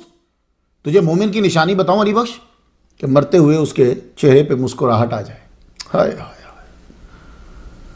और फिर साथी कहा या अल्लाह या अल्लाह या अल्लाह। साथी रूह निकल गई और आपका सर जो है अली बख्श की गोदी में उसके सीने के साथ। आपने एक रोज़ हकीम अहमद शुजा को कहा था, मुझे ये सोच परेशान कर रही है कि कहीं मेरी उम्र हुजूर सल्लल्लाहु अलैहि वसल्लम की उम्र से ज़्यादा ना हो जाए। ये आपकी आरजू कबूल हुई। 1938 में 61 साल के होके फोत हो गए, ज़्यादा हुई नहीं। ये होता है सच्चा आशिक, ये सच्चा आशिक। आपकी वफात की खबर फौरन जो है वो फैल गई। सुबह सूरज के बुलंद होते तक घर भर चुका था। आपके दस्ते राज चौधरी मोहम्मद हुसैन ने फौरन इकबाल मेमोरियल कमेटी बना दी ताकि आगे के फैसले और प्रोग्राम आसान हों। कमेटी ने सबसे पहला मशवरा यह किया, पहला सवाल यह उठाया कि आपकी कब्र कहाँ बनाई जाए। मियाँ अमीरुद्दीन सैयद मोहसिन शाह, बड़ी अहम शख्सियत मौजूद थी।